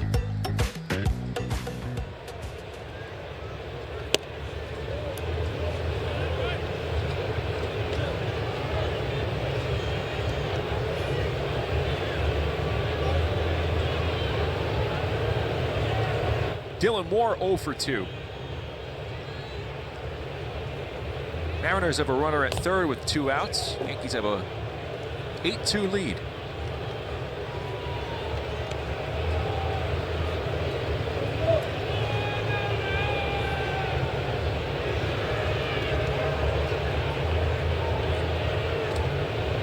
Dylan Moore is the longest tenured Mariner. It's hard to believe. Been a utility player for this club. This one he pops up weakly into right. Going to be a tough play. Judge can't make it. It'll drop in. And Rosarena will score from 3rd. RBI single for Dylan Moore. Let's see if Judge is okay. Looks to be all right. Well, you have a 6-run lead and you have a right fielder, your superstar, still trying to make an effort after going after a jam shot. You watch where Judge is, and he still gives it a heck of an effort. You're up by 6. Just couldn't make it.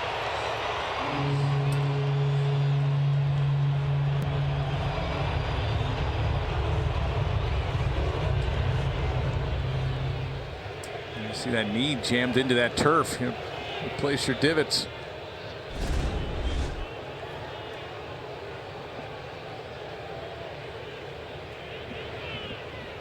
Here's Williamson.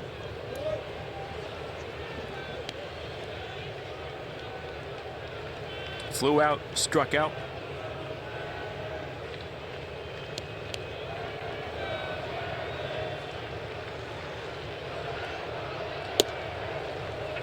And that'll close the book on Clark Schmidt, with the Rosarena scoring.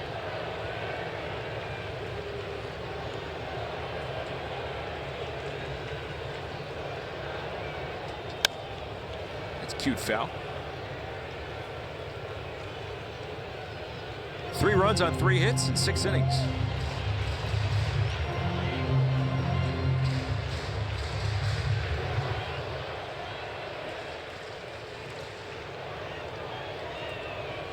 A ball and 2 strikes. And a grounder to short. Volpe with the short way.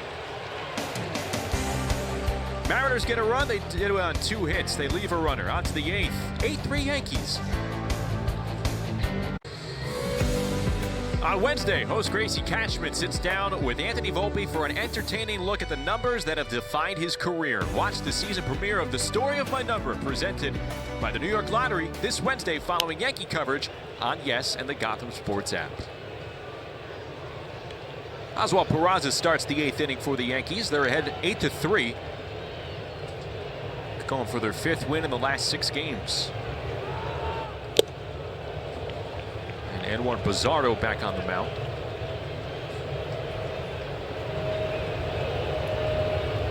There's Tim Hill, the lefty, warming up. The top of Seattle's lineup due up in the bottom of the 8th.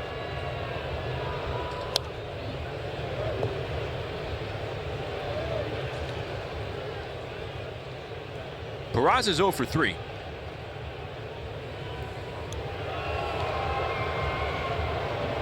First 7 Yankee hitters have recorded at least 1 hit apiece.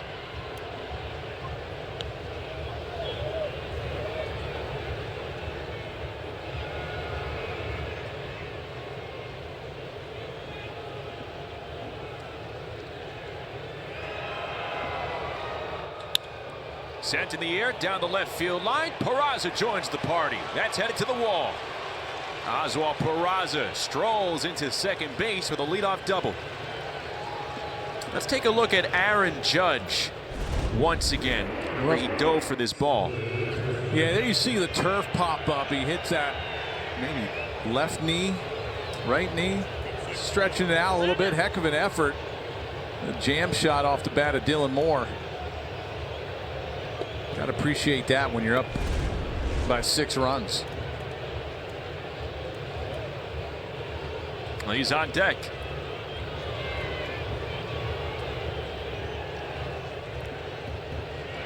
Up at the plate, Trent Grisham.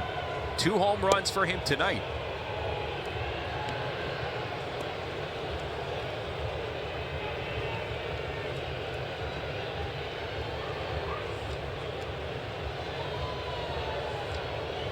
His average up to 284.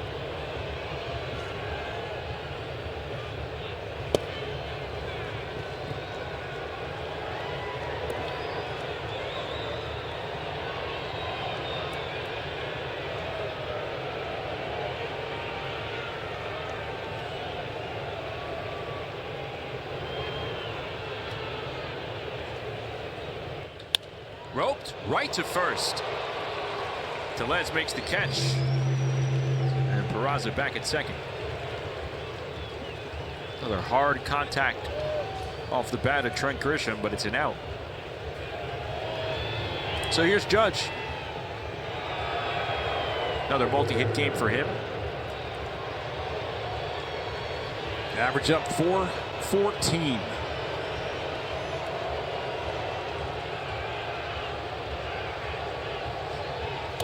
Fifth plate appearance this evening.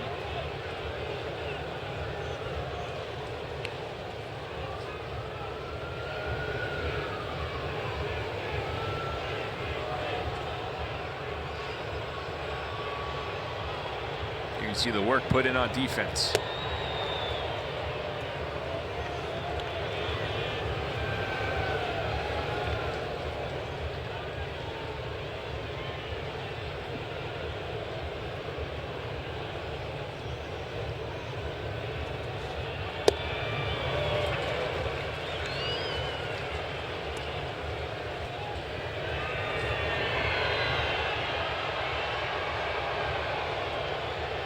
Yankees trying to add more and make the final 2 innings, the final 6 outs they need to get, pain-free. 2-1.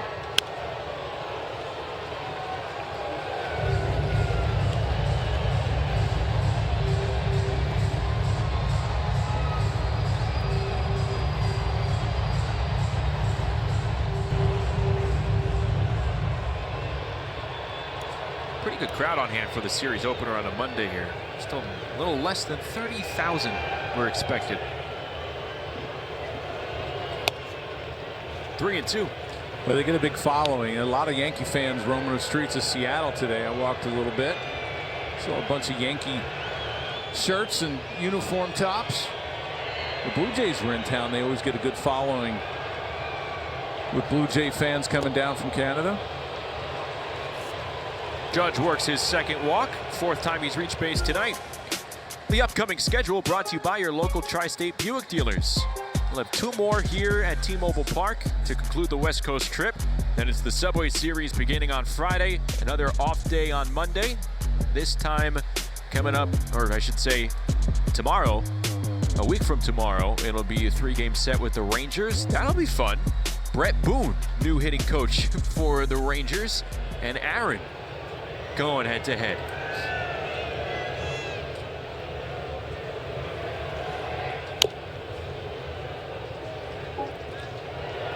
So I've played with 3 of the Boones. Dad, Aaron, and Brett. I know you played in Seattle with Brett. You played with the Yankees with Aaron. Where'd you play? My first or second big league camp, Bob Boone, Aaron and Brett's dad, he came to camp with the Mariners and I threw to him in spring training. Aaron and I played together in '03 here, and then Brett and I played a lot of years together in Seattle in the minor leagues and also the big leagues. Part of that big 2001 team. Right. That was here. Really good second baseman. 0-2 to Rice. This is low. Meredith, you spoke with Aaron about going up against his brother?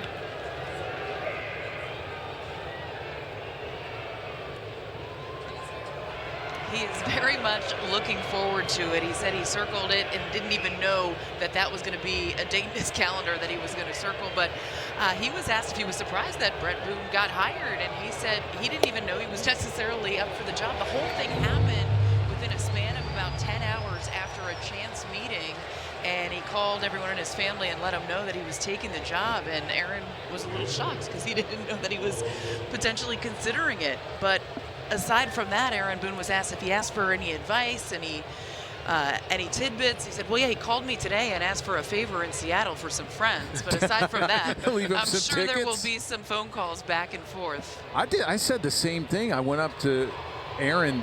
You call them both Booney. I went up to Aaron right before the trip. Oh, Goldschmidt twists it foul. And I said, hey, so what's the deal with Brett?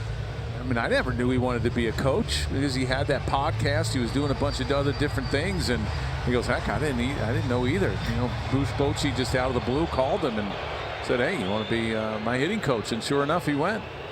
Yeah, he said Brett ran into Michael Young, who does some work with the Rangers. Right. Oh, really popular player with the Texas organization. And then that night, Bruce Bochy reached out to him. Right. Yeah, I was shocked.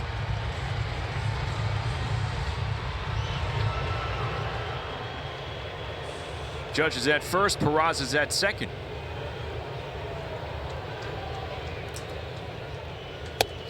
I was like, how's your brother going to handle the analytical part of this game? Well, he'll get used to it.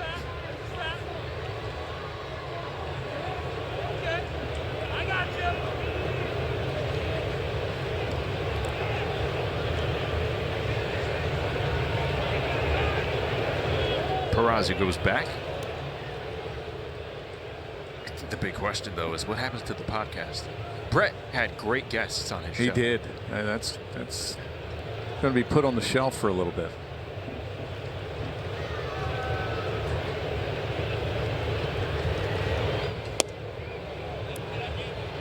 Cool part is they're just long baseball conversations. these episodes Yeah, go on I for went like on 2 a couple hours. times. Yeah. He has more than just baseball guests. Goldschmidt strikes out. Yankees strand a pair. 3 generations of Boones. We go to the bottom of the 8th.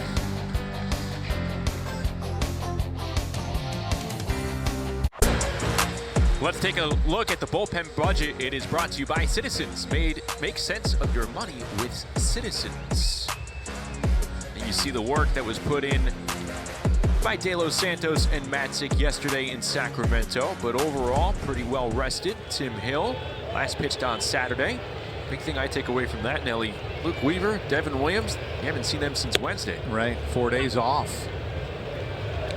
You know, sometimes that helps a reliever get a few days off. Other times, especially if you're a sinker baller, you don't want that many days off, because then all of a sudden your ball starts flattening out a little bit. That you don't get that sink.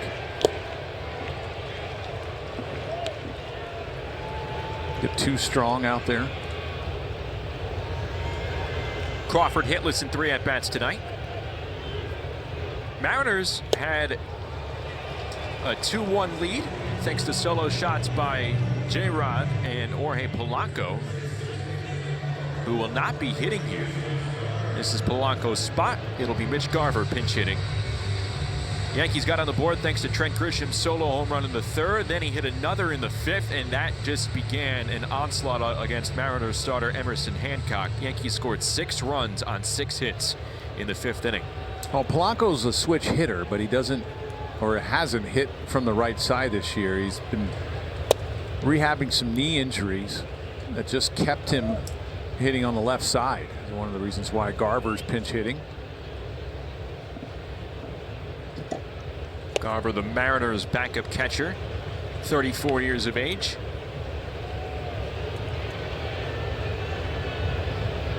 He doesn't play much due to Cal Raleigh's availability.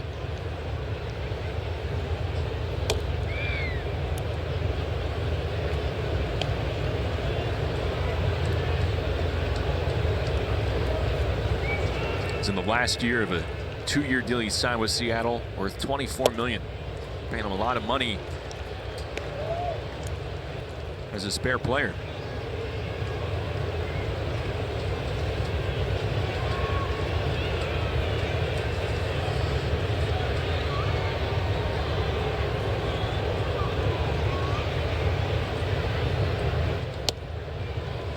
Just outside.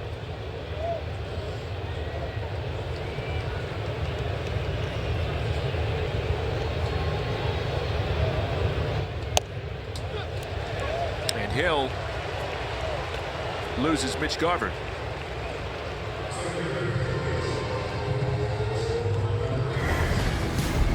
Let's take a look at the optimum don't take slow for an answer replay. Well, in the 1st inning, put the Mariners up 1-0. This is a hanging slider. Number 7 on the year for Julio.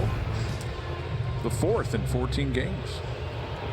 So Rodriguez will hit 1 for 3 with that home run. And a tapper right back to the mound. Hill will have 1 play. Up to second goes Garver, 2 out.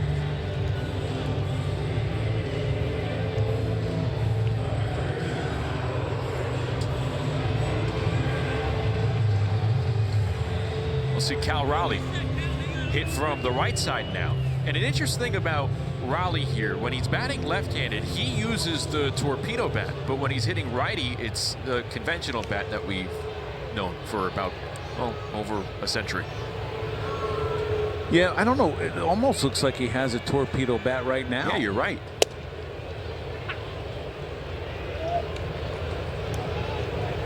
Let's see. I think it's that bowling pin.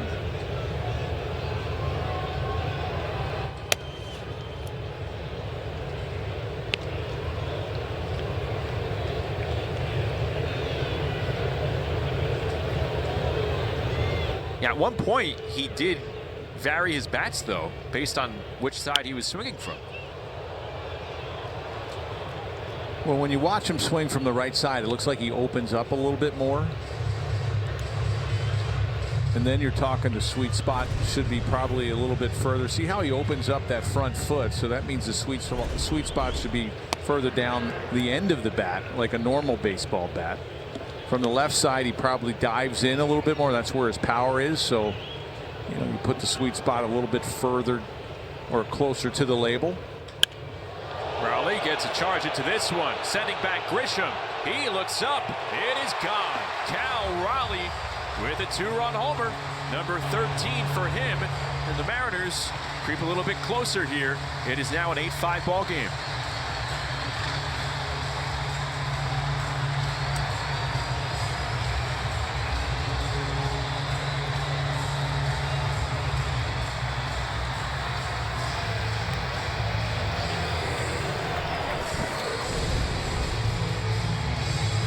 Now you got a fastball upstairs, and a lot of Hill's fastballs, those 2-seamers are down below. That was a 4-seamer up top. That's the 4th home run to dead central. And that'll be it for Tim Hill.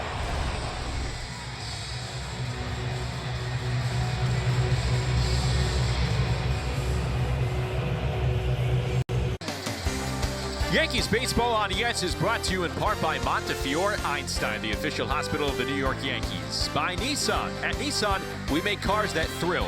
Experience the thrill for yourself today. Shop NissanUSA.com. And by Optimum Fiber. Get Optimum, the fastest fiber internet. Don't take slow for an answer.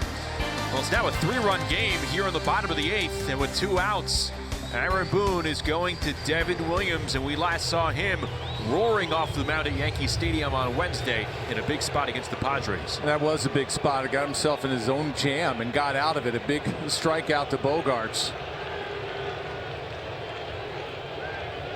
Cal Raleigh's 2-run shot brings the Mariners a bit closer. Here's Randy Arozarena. It was only Raleigh's 4th home run from the right side. 9 of them from the left side. So Williams will try and get the final out here in the 8th. Arozarena looking foolish there.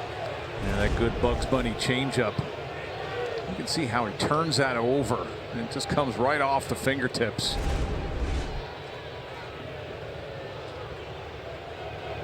No balls, 2 strikes. Line base hit. Arozarena with his 2nd hit. Well, that time was an elevated changeup, stayed up, didn't have that sink. It was an 0-2 pitch up in the zone.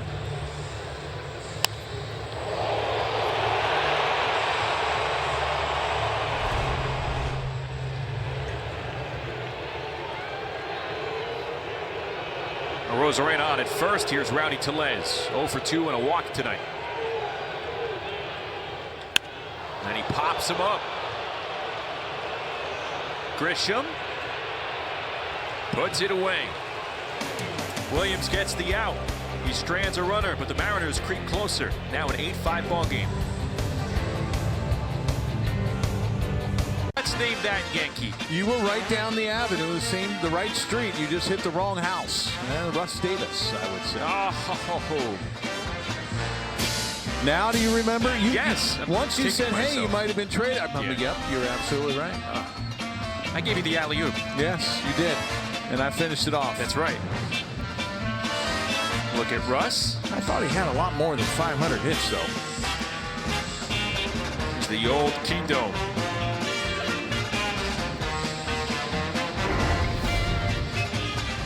Taking a look at the resume for Russ Davis, who along with Sterling Hitchcock was traded to the Mariners for Tino Martinez and one Jeff Nelson, along with Jim Messier, also part of that 96 team. Look, they put me at the end like I was a throw-in. What was that? No respect. Did they go in an alphabetical order there? That's what I'll go with. Okay, let's go with that.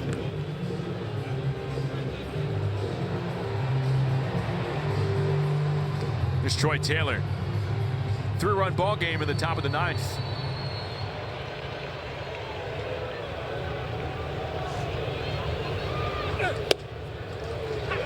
Tell you what, he had 500 something hits. He had 3 straight seasons of 20 plus homers. Yeah. He did a lot of damage in those. He did. 500 plus hits.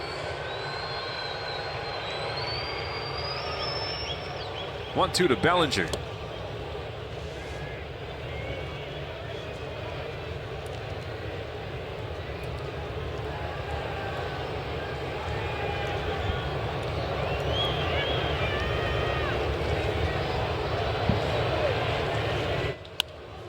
Sliced into right. It's a base hit for Bellinger. Second hit of the night for the Yankees left fielder.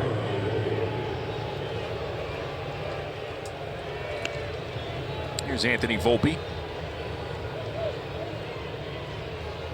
Well, Taylor has a good fastball. 95, 96. That was that slider that Bellinger hit.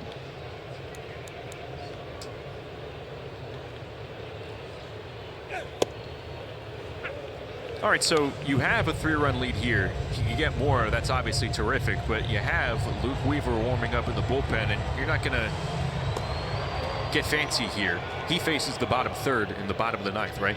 Oh, absolutely. It's a safe situation. If he's your closer, it's a safe situation. The only way that changes is if the Yankees score maybe another run or two, and then you let Devin Williams go out and see if he can finish it off. Williams only faced 2 batters in the bottom of the 8th. And Volpe strikes it hard, strikes it deep. Rodriguez looks up. It is gone.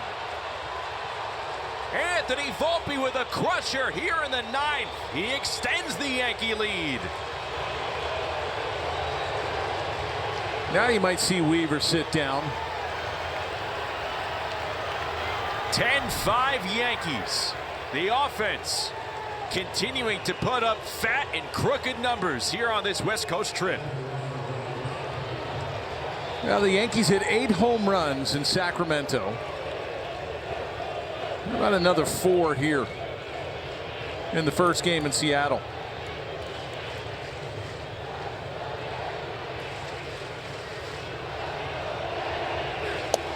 Now let's go Yankee chant getting pretty loud here in the 9th inning.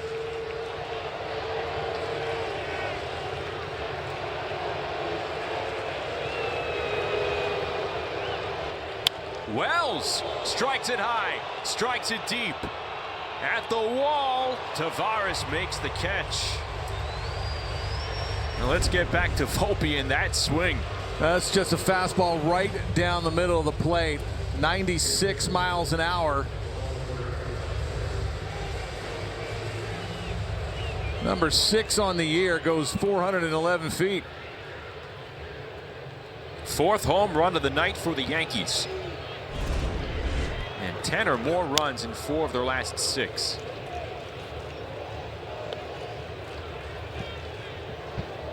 Look at the last 4 games. They've scored 39 runs.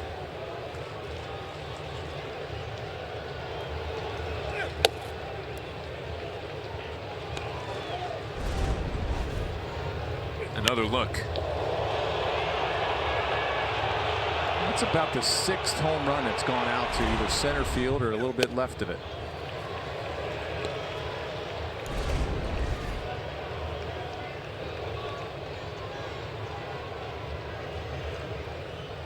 Captain liking what he sees.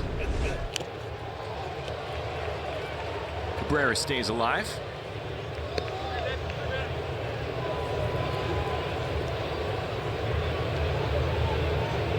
Only Yankee without a hit so far tonight. Well, they maybe with Weaver not throwing in 4 days, they might give him an inning. There's the hit for Cabrera. He joins in on the fun. Every Yankee in the starting lineup with a base hit here in the series opener.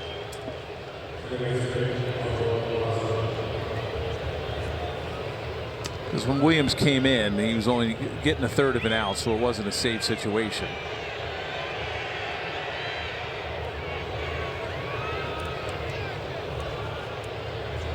Actually, maybe it was. Up 3? Yeah.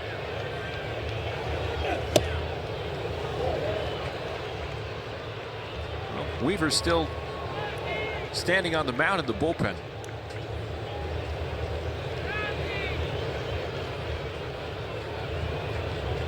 Peraza doubled his last time up.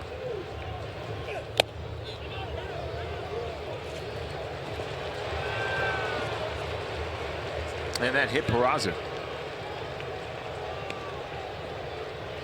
So Cabrera goes to second. Yeah, definitely a save situation for Williams.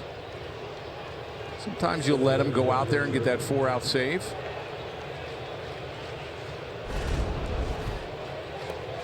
You can hear it just hit off of that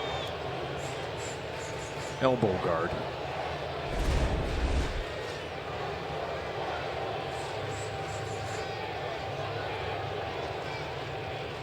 Troy Taylor trying to settle down with this game, perhaps slipping away a bit from Seattle here. They made it interesting with a 2-run homer from Cal Raleigh in the bottom of the 8th. Volpe answered right back with a 2-run shot of his own here in the 9th. Here's Grisham. Taylor, even though he has a good fastball, he really, to me, has no idea where it's going. He's just slinging it up there. Grisham the other way, base hit. Getting a stop sign at third's Cabrera. They're going to have him loaded for Aaron Judge. 3rd hit of the night for Trent Grisham.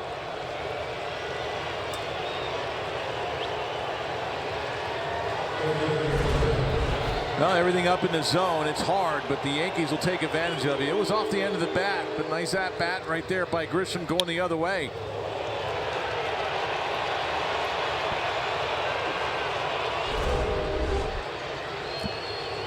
Grisham at first. Cabrera at third. Peraza at second. Nowhere to put this guy with 1 out.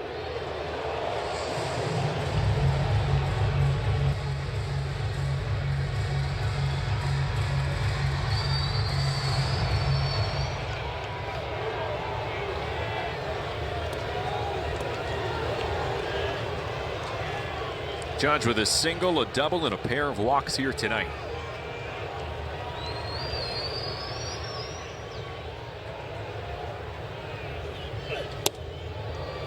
Stays away.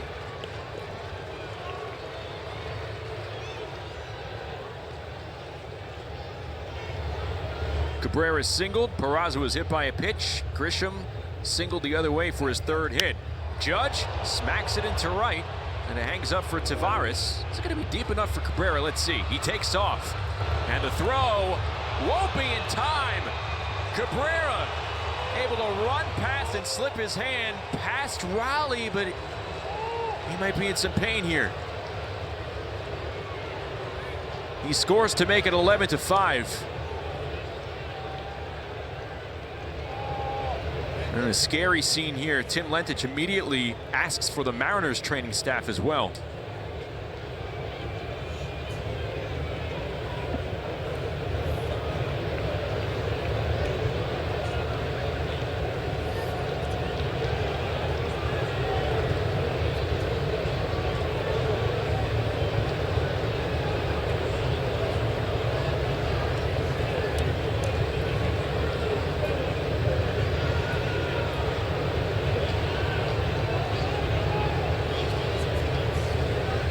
There's a somber scene here at home plate.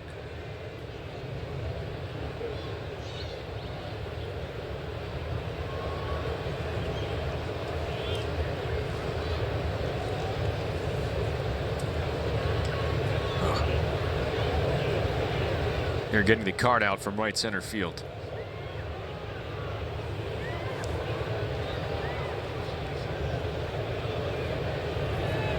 Cabrera scored and immediately could not move from home plate.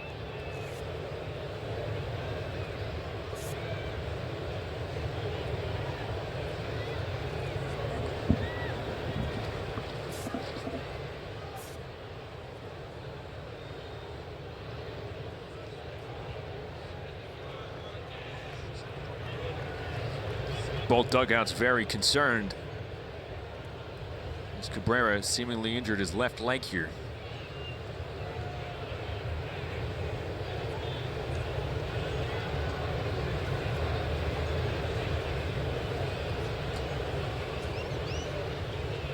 Ugh. This is just awful.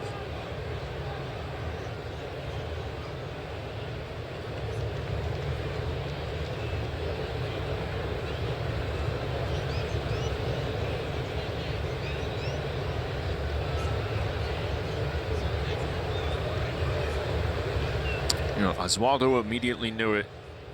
Yankees training staff, led by Tim Lentich, they knew it immediately.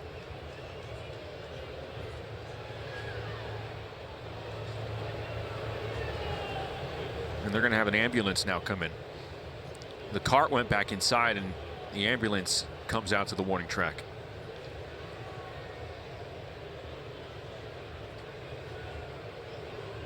Jeez.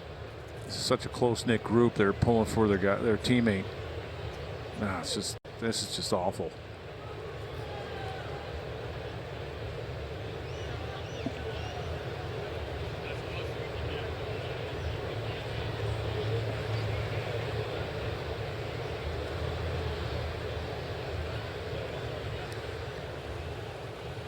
You see all the concerned looks, not just from the Yankee dugout, the Mariner dugout.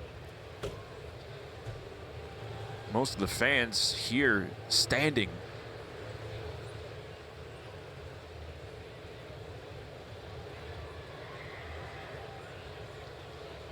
And they're taking out the stretcher.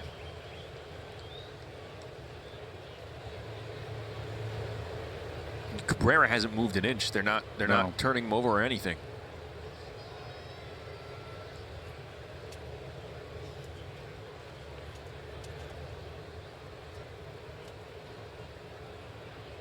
Yeah, they're trying to keep him as still as possible.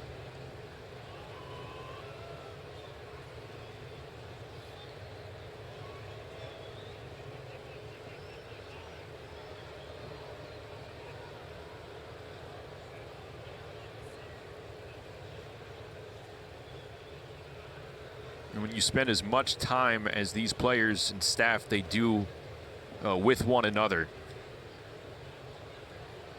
this is really tough to take in. This is one of their brothers. Right.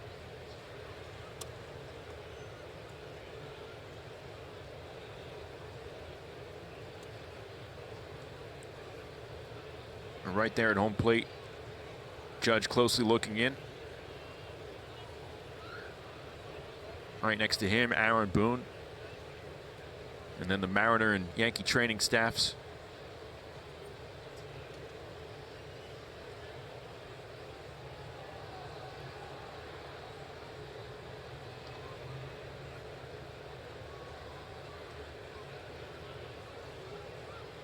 And they're trying to figure out a way to effectively get Cabrera on that gurney.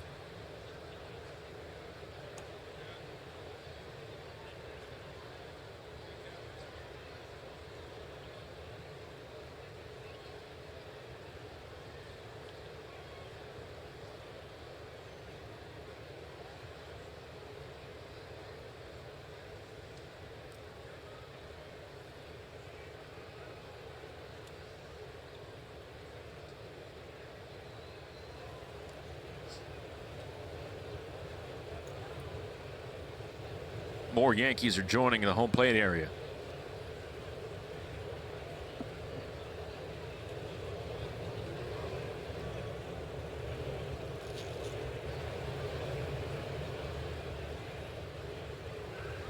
And this is a guy who was called up a few years ago, ignited the team with a spark in his play. You put him anywhere, he didn't look like he was lost on defense. Came to spring training, able to win the third base job. Was playing effectively. I got to know him very well. A great kid, works his butt off. And to see something like this, yeah, it's awful. Thoughts and prayers go with Cabrera right now.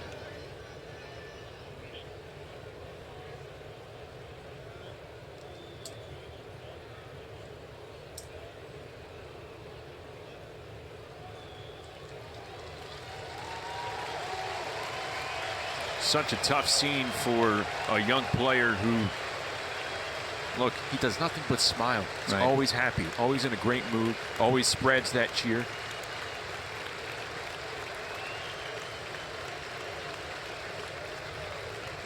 Always has the positive attitude toward the game.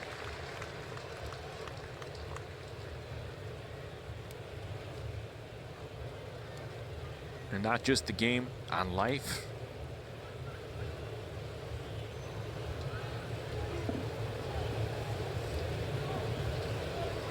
Ugh.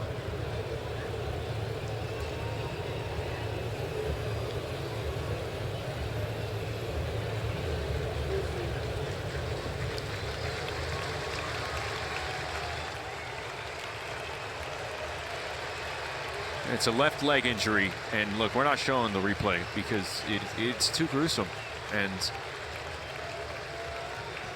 we send our best wishes to a terrific young person right there, Oswaldo Cabrera.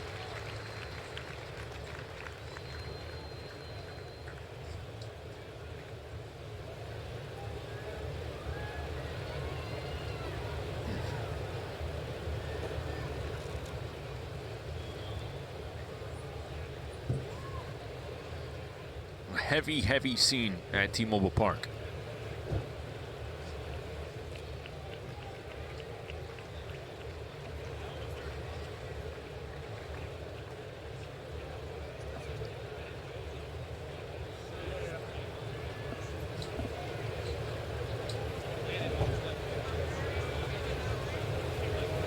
Well, the Yankees will play through the top of the ninth here. They'll try and get the last 3 outs, but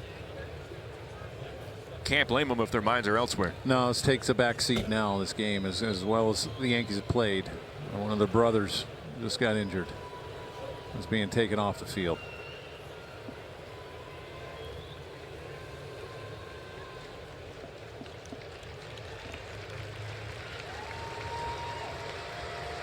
Our best wishes to Oswaldo Cabrera.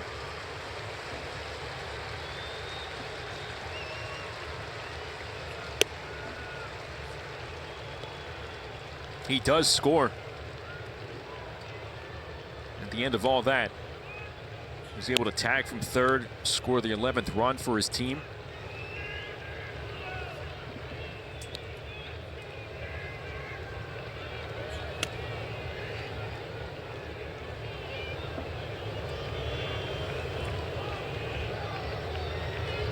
We're going to have Troy Taylor throw some warm-up pitches here, but this ballpark is extremely quiet. Yeah, you can almost hear a pin drop after that play.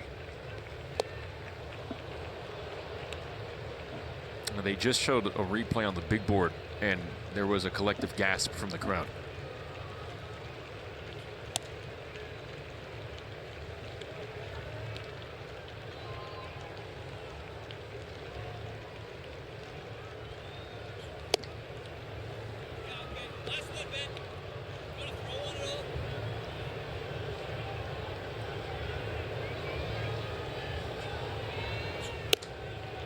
The ambulance exits the field,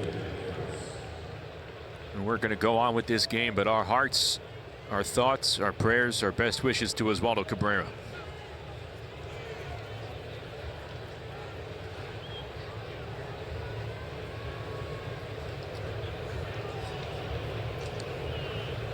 Well, Ben Rice is going to hit here. 2 outs and runners at the corners for the Yankees. They're ahead 11-5.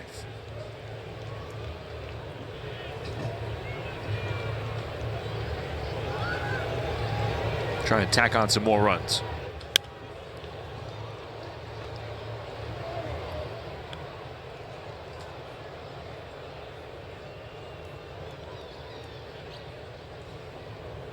Runner at third's Peraza. Grisham's at first.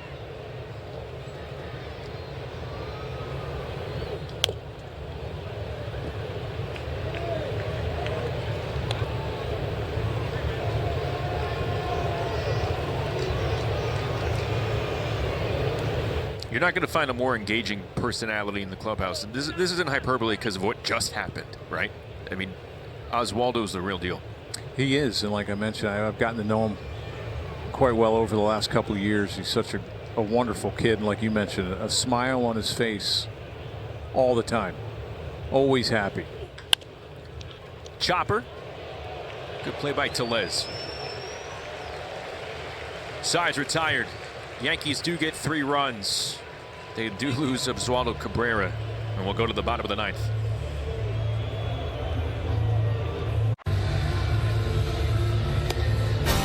Fans Stay tuned after the final out for tonight's W.B. Mason Yankees postgame as Chris Sheard and Jack Curry will have the highlights and analysis. Meredith Morakovitz gets player interviews in the clubhouse, and hear from Aaron Boone on the Managers Report. It's all coming up next on Yes and the Gotham Sports app. Well, Ian Hamilton will come in, and he'll try and get the final 3 outs of this game. Now, a 5-run ball game for the Yankees. I beg your pardon, a 6-run ball game for the Yankees. They're ahead 11-5. Oswald Peraza is now at third base. Jorge Bibas is the second baseman following Cabrera's exit. Yeah, I'm a little surprised that Williams didn't stay in the game. Maybe the thought process is that they could use him tomorrow instead of getting a 4-out save.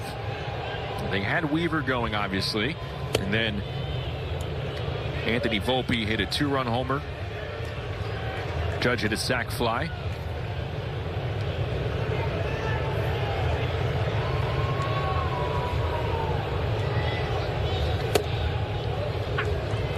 This is Tavares, bottom third of the Mariner lineup.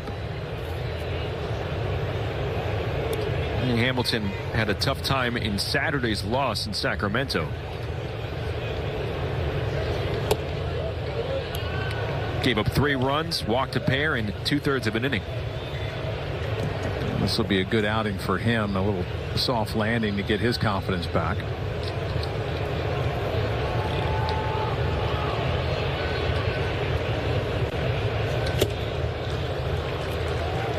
Had a tough time throwing strikes on that outing in Sacramento.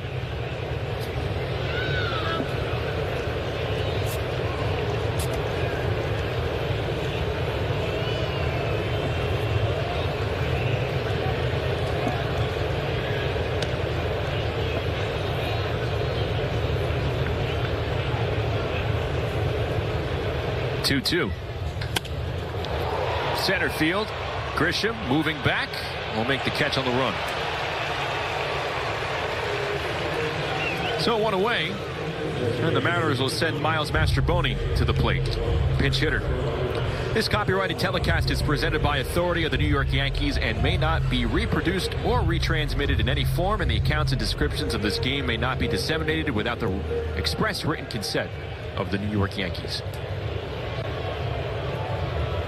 Mastrobuoni, lefty bat. Traded to Seattle in January from the Cubs.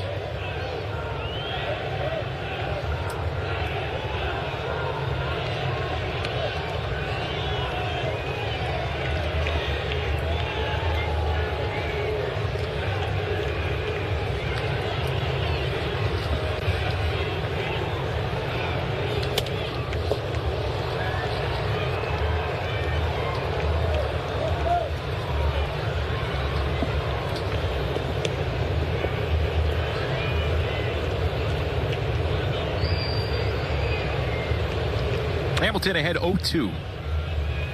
11-5 Yankees here in the 9th.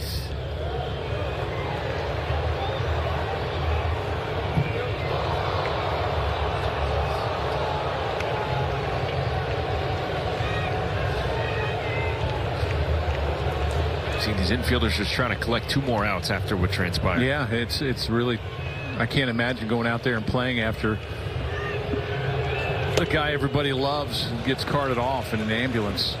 Hamilton strikes out Mastrobuoni, and the Mariners down to their final out.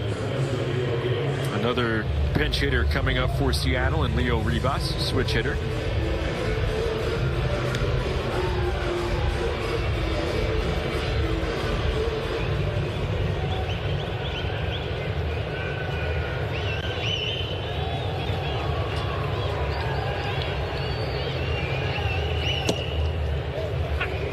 Hamilton getting ahead.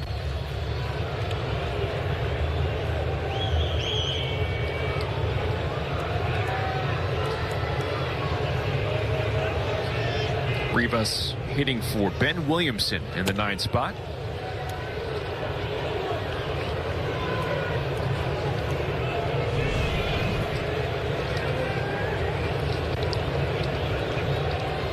Yankees and Mariners.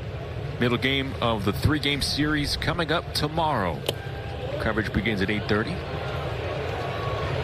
And Max Fried on the mound for the Yankees against righty Brian Wu, an impressive young right-hander for the Mariners.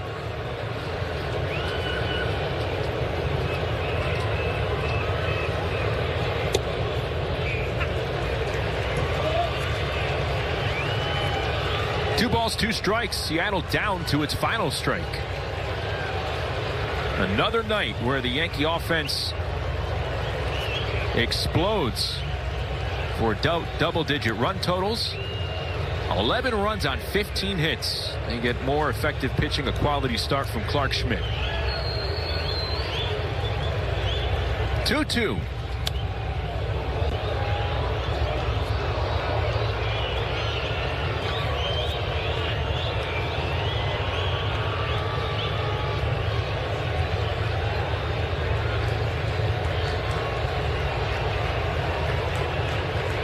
We'll do it again at 2 balls and 2 strikes. Hamilton misses low. Count full.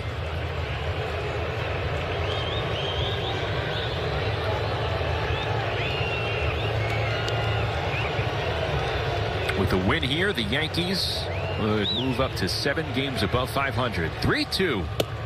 It is in there, called strike 3. That's the ball game, and the Yankees win the opener 11-5 here in Seattle. Yeah, really tough to get excited, even though the Yankees offense did an outstanding job again. 12 home runs in the last 4 games, 4 home runs today. A nice job by Clark Schmidt out on the mound, but everybody's thoughts and prayers go with Oswaldo Cabrera after getting injured in that 9th inning. It'll stay that way for sure. 11-5. Yankees victorious. They've now won 5 of their last 6. We'll be back to wrap it up here in Seattle.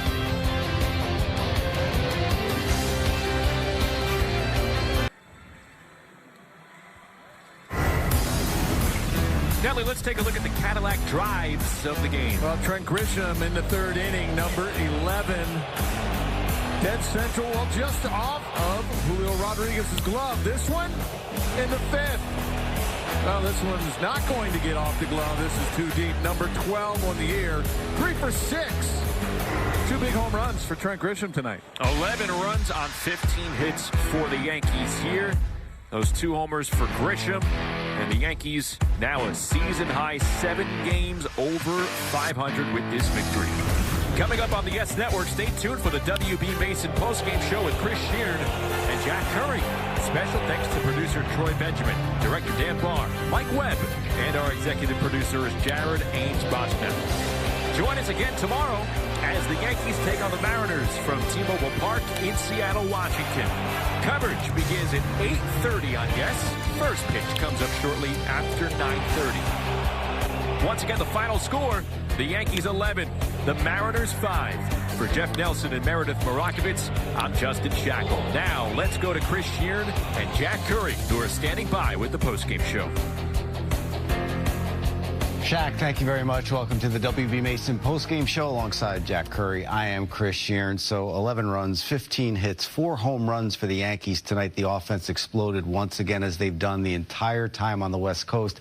But, Jack, that all kind of took a back seat when what happened in the 9th inning with Oswaldo Cabrera. Right, Chris, when the story of the Yankees' 41st game of the season is told, all the numbers that you just detailed, they will be relevant and they will be part of the story. But baseball is played by human beings, and we saw in the 9th inning when Oswaldo Cabrera, as popular a player as there is in the clubhouse, injured his left leg, that suddenly everything about this game became secondary, and the thoughts turned to a very popular Yankee and someone who has been very important to the Yankees this season. So as much as we usually see the Yankees celebrate and get excited after a win, I saw a lot of players on that field who were numb and who were worried about their teammate and a guy that they have deep respect for in Cabrera. And not just the Yankees, but the Mariners as well. You saw it on their faces, too. We take a look now at Oswaldo Cabrera's numbers this season in 34 games. And as you look at those, he left the game in the 9th inning. Jack, it says everything about this kid he has that devastating injury to his left leg, and he still has the presence of mind to get back to home plate and score that run. Yeah, he's on third base. Judge hits a fly ball to medium right field. Tavares' throw is up the line, so Cal Raleigh, the Seattle Mariners catcher, had to go up the line to try and retrieve it. Cabrera is savvy enough as a base runner that he maneuvers around the catcher, but he gets behind the plate, and to your point, Chris, he hasn't touched the plate, and when he tried to pivot, he clearly injured his left leg, but as you said, he still managed to score in that situation. He still crawled his way and inched his way to the plate for that Yankee run, and it just tells you a lot about who Oswaldo Cabrera is. I have to reiterate how beloved he is in that Yankee clubhouse, and he's someone who always plays the game with a smile. And that happened from the moment he became a Yankee. They were using him all over the field, and you always saw Oswaldo Cabrera playing the game with a smile. And I once asked him, well, what position is your favorite? What position do you want to play? And he said, wherever the manager puts me. And that kind of tells you who he is. Yeah, Jack, definitely. And moments ago, our Meredith Morakovitz caught up with Trent Grisham, and her first question was about Oswaldo. Trent, Oswaldo Cabrera is beloved in that clubhouse. How do you even focus on baseball after you watched what transpired there in the top of the ninth with him at home plate? You don't. Oswaldo's the best of us. Shows up every day with the right attitude. Plays the game hard, and then he's the best person off the field. Yeah, we just love it. Everyone in Yankee land is thinking about him, I'm sure, sending well wishes his way. Prior to that injury, this offense really ignited yet again. What is it about this team's approach that allows you guys to thrive more often than not? We stick to our plan. We know who we are, and we believe in ourselves. 2 home runs for you tonight. Did you feel like you were tormenting Julio Rodriguez a little bit out there in center field? No, Julio's a great player, really good defender. I've messed up plays like that too. I mean, it's just part of the game, but yeah, I felt good up there today. For you, 12 home runs so far this season, career high 17 back in 2022. What do you attribute the early power to this season? I don't know. I feel like my mentality's in the right place. I'm not going up there trying to do it. They're just kind of coming and just putting really good swings on the ball right now. Trent, I'll let you get back to your team. I know this one was a tough one tonight. I appreciate the time. Thank you. Send it back to you. Meredith, Trent, thank you very much. Grisham continues to be terrific, but Jack, you could see on his face how much that weighed on him. Oswaldo is the best of us. I mean, that's what any teammate would want to hear another teammate say about him. And Grisham put it as perfectly as anyone could put it in describing someone that you spend so much time with. And everyone worries about the statistics and the results, Chris, because baseball is a profession and you're trying to win. But these guys spend more time around each other than they spend with their old families. And you could see the impact that it had on Grisham. And we saw the impact that it had on all the Yankees, knowing that Cabrera had suffered this injury on a night where Trent Grisham hit 2 home runs, and now he's got 12 on the season, and he's building a campaign to be an all-star. You could see how sullen he was and how somber he was about the Cabrera injury. And our thoughts go out to Oswaldo. Right now, it's time for the manager's report brought to you by Toyota. Let's hear from Aaron Boone. Aaron, really just a terrible scene of what happened with Oswaldo Cabrera there in that 9th inning. Can you provide any additional insight into what exactly happened? No, other than obviously he's at the hospital. I think everyone understands it was a pretty serious situation. So, just praying for our guy Cabby tonight and hoping for the best and trust that he's in good hands, as he goes through the night here. So, obviously a great game in a lot of ways, but a lot of guys feeling for their teammate, who's, as you guys know, the best of them. When you witness something like that as a team, how do you even focus on the rest of the game? Yeah, I mean, good job by them going out there and Hammy going out and having a clean inning there, because it's definitely, one of those unfortunate things that pops up that, lends perspective to what we're doing. We're playing a game, and you get so consumed with it all the time and the ups and downs of it, and something like that happens for someone that you feel so good about and who he is in that room, and it smacks you with that perspective thing that we try to talk about and try and have all the time, but we're just it's at the end of the day a game, and so we just hope our teammates doing all right. You mentioned what he means in that room. I mean, nobody smiles more, nobody is more positive than Oswaldo Cabrera. Just how do you think, the loss of him perhaps, affects this team? Grish said something after, like, Cabby does it right every day. Like, and how he prepares to do his job, the kind of teammate that he is, the joy he walks in this room with every single day. He is an example in so many ways for anyone to look to how to go about living their life. And so, your heart breaks anytime someone, something serious happens, but all of us and you guys that know Oswaldo Cabrera and what a special person he is, that's, probably hits home even more. Was he talking to you guys at all when he was there? What was he saying? He was, he was in pain. I mean, that's what he kept saying a lot, and Judgy was talking to him a lot, and he did before he got on, he kind of said, Judgy, did I score? And he said, yeah. So he was, that made him smile.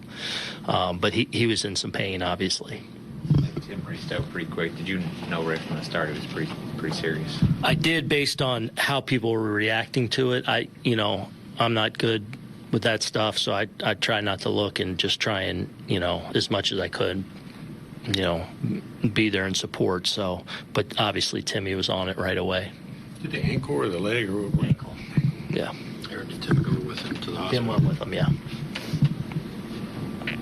Did they brace it before they? Yeah. It almost not even feel like a win when you go through something like this. It's hard to enjoy what was a really good night for a lot of guys. Yeah, I mean, yeah, it's definitely, that's tough. Where does he rank in terms of all-time clubhouse guys you've had? I mean, he's as good as it gets. Cabby's, you guys have been covering us for years, and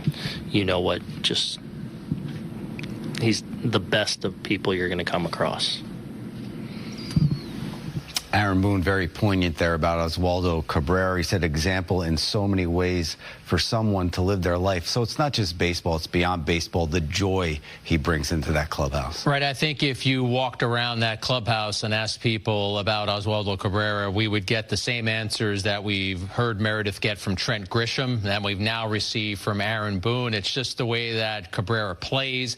It's the way that he leads his life. It's the joy that he brings to others. And how about the anecdote that Aaron Boone gave there, that he asked Aaron Judge, did I score? Did I get the 11th run for the team? And again, it just shows you what kind of a grinder he is. And one thing that stood out for me, Chris, was when he was on the ground and Boone said he told them that he was in a lot of pain, Tim Lentich, the Yankees athletic trainer, was rubbing his back the way that a parent would rub a young child's back. And it was hard to watch that and not get a lump in your throat, to see a grown man on the ground getting that kind of comfort and that kind of support from a fellow teammate, so to speak, in Lentich. So we all hope for the best for Cabrera. Aaron Boone did confirm there that it was an ankle injury. We mentioned that he had collapsed on that ankle when he pivoted to go back towards the plate. And we hope going forward that it's good news for Cabrera in some way. All right, Jack, let's step aside and take a break here on the WB Mason postgame show. When we come back, we have much more to do here in our Yes Network studios. The Yankees postgame show on Yes is presented by WB Mason. Get fast free delivery of food service products you need at prices you'll love. Request your free catalog today at WBMason.com. The Yankees postgame show on Yes is brought to you in part by your local Hyundai dealers. There's never been a better time to test drive that Hyundai you've always wanted. Visit HyundaiUSA.com today. Welcome back on the post-game show. Yankees win in Seattle, take the first of 3 against the Mariners. Time now for our optimum player of the game, and that is Trent Grisham. Grisham is facing Emerson Hancock for the second time in the 3rd inning. We said he had a good changeup. That wasn't a good changeup. He left it up. But how about J-Rod? Julio Rodriguez gets back there, and Chris, it deflects off his glove and goes over the wall for Grisham's 11th homer. One more look at it. Off the tip of the glove, and because it hit the glove, it caroms over the fence for a home run. Top 5th now. Grisham's leading off. This time he gets a fastball. Guess what, J-Rod? He's coming your way again. J-Rod can't get that one either. Another solo shot. 12 for Grisham. Tied the game at 2. And StatCast 3D, powered by Google Cloud, taking a look at both of these home runs. Nearly identical. Yeah, this almost does look like a video game when you watch it, Chris. The first one traveled 412 feet off the glove of Rodriguez. And the second one, I don't even know if we need to put that blue arrow in there. Or we did. We did put the blue arrow in there. It went 415 feet. Did not hit Rodriguez's glove, but I'm not sure you're going to find 2 more identical home runs, especially in back-to-back at-bats. Yeah, Grisham put the St. Louis Arch in Seattle there. Talk about Grisham's success. How about tonight? 3 for 6 with those 2 solo shots. 12 home runs on the season. 4th career multi-homer game. 2nd this season. Also April 5th against the Pirates. And a run scored in 7 straight games now, the longest streak of his career. We're going to step aside again here on the WB Mason post-game show. We'll do more when we come back here on Yes and streaming on the Gotham Sports app. The Yankees postgame show on Yes is brought to you in part by Audi, the official luxury vehicle of the New York Yankees. Visit your tri-state Audi dealer today. The Yankees postgame show on Yes is brought to you in part by your local Kia dealers. Visit Kia.com to discover movement that inspires. Host Gracie Cashman sits down with Anthony Volpe on the premiere of The Story of My Number, presented by the New York Lottery this Wednesday, following Yankees coverage on Yes and the Gotham Sports app. Let's check out the highlights presented by your local Ford stores, and we begin in the bottom of the 1st. Julio Rodriguez at the dish, and he launches the hanging sweeper into left center field. No doubt about that one. His 7th homer of the year. Seattle strikes first. They're up 1-0. Top of the 3rd, Trent Grisham. He goes out to J-Rod out in center field. It deflects off of his glove on top of the wall and out. His 11th on the season. Ties the game at 1. Another look off the webbing of the glove off the top of the wall and out of here. Next half inning, Jorge Polanco steps in with 1 out, turns on the cutter up in the zone. It's a solo shot, number 10 on the year for Polanco. 2-1 ends. Top of the 5th, it's Grisham again. And no, ladies and gentlemen, this is not a replay. It's a fastball this time. He hits it almost to the same place. Rodriguez can't get that one either. Another home run, 12 for Grisham. It's a 2-2 game. The Yankees were just getting started. Goldschmidt's at the plate now, 2nd and 3rd. No one out. He is going to jump on this first pitch slider from Hancock. Drops it in front of Rosarena. 1 run scores. Yankees go ahead 3-2. Bellinger is the next batter for the Yankees. He's going to line this changeup into right field for a base hit. Rice is going to come in to score, so the Yankees go ahead 4-2. And then Austin Wells is going to apply the crusher against Hancock. 1-2 changeup. He drills it for a 3-run homer, his 8th of the season in a 19-pitch sequence, 6 runs, 6 hits. The Yankees go up 7-2. Rodriguez got his steps in tonight, that's for sure. Bottom of the 8th, 8-3 Yankees now. And Tim Hill facing Cal Raleigh with a runner on, sends the outside fastball over the wall in center field. A 2-run blast, his 13th of the year. Seattle cuts it to 8-5. Top 9, Volpe at the dish with the runner on first. He gets those 2 back with a 2-run shot of his own to center. Number 6 on the year for the Yankees shortstop. 10-5 Yankees at that point, and they go on to win it by the final of 11-5. You take a look at the game summary. Clark Schmidt, 6 innings, went into the 7th, only faced 1 hitter, scattered 3 hits, allowed 3 runs, 2 walks, and 6 strikeouts. Trent Grisham, 3 for 6. Let's escape our game real quick and check in on some NBA news. The draft lottery was held tonight in Chicago, and the Nets had a 9% chance at the top pick, but Brooklyn wound up with the 8th overall selection. Brooklyn also owns the 19th, 26th, and 27th picks in the first round. The Dallas Mavericks, who had a 1.8% chance to land the top pick, will have the first selection in the 2025 NBA draft. When we come back here on the WB Mason postgame show, we shift our gears back to baseball. We'll hear from Aaron Judge. That's next right here on Yes.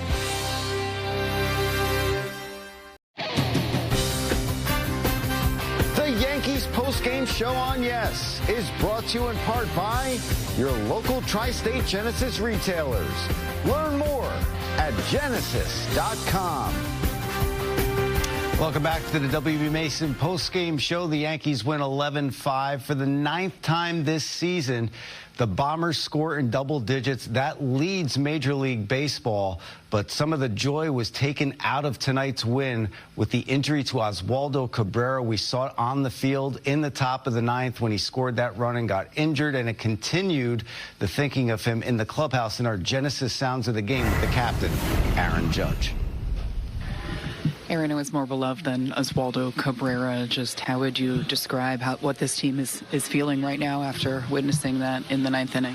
Oh, that's terrible. You know, especially how much Cabrera means to this team.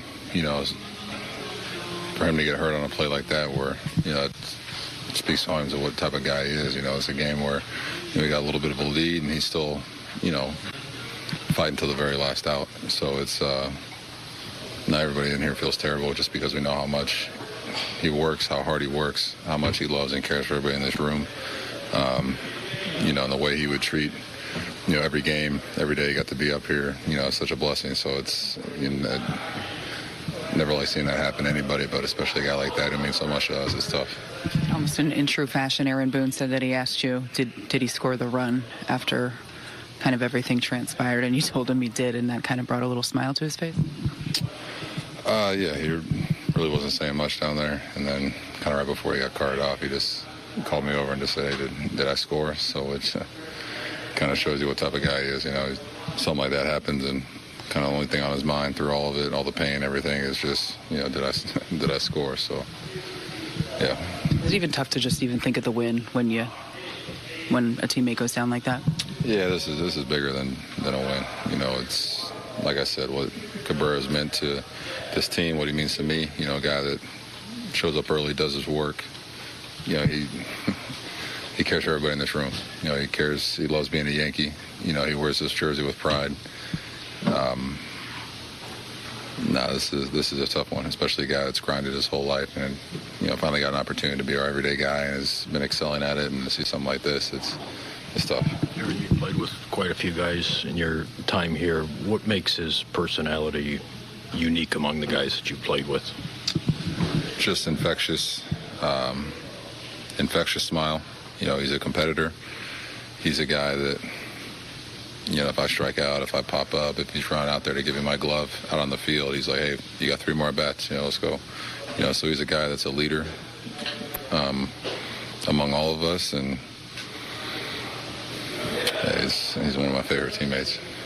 After hitting that fly ball, did you get a look at the slide at all? When did you realize something was seriously wrong? I didn't really see the slide much. Once I kind of saw his face, I was looking at him and saw him down there, then I knew something wasn't right. We've heard from Aaron Boone. Now we've heard from the captain as well. And you could just see on their faces, Jack, how much this has affected them. Yeah, it's a night that the Yankees, again, will remember that they won the game. But what they're going to take back to their hotel tonight is that one of their brothers, one of their friends, one of their teammates suffered this serious injury tonight. And again, we hope that Cabrera is able to come back and perform for the Yankees. But you heard Aaron Boone discuss that it was an ankle injury, and they don't know how serious it is right now, but you can see that his teammates understand the depths of what it means for Cabrera, how much pain he was in, but also the flip side of that, Chris, is how much exuberance he expressed for playing baseball and how much that impacted everyone around him. He's played every position in Major League Baseball except catcher. Again, he signed with the Yankees when he was 16 years old, and he's almost always been that kid who said, hey, give me a glove, tell me where to play. I'll figure out a way to help the team, and I'll figure out a way to get to the major leagues and stay in the major leagues. That's what Cabrera has done. Put in a lot of work in the offseason because he wasn't hitting right-handed well last year. In fact, there were times where he eschewed being a switch hitter and just hit solely from the left side. He was doing a real nice job from the right side this year, Chris. Just more evidence of putting the work in to try and make himself better. And that's what Aaron Judge kind of hammered home there, the fact that he worked so hard and he grinds so hard to stay up here, and then to see something like this happen, it's just terrible. We're going to step aside, take another break. When we come back, we will break down the outing of Clarke Schmidt, keeping the rotation rolling here in Game 1 against the Mariners in this 3-game set in the Pacific Northwest.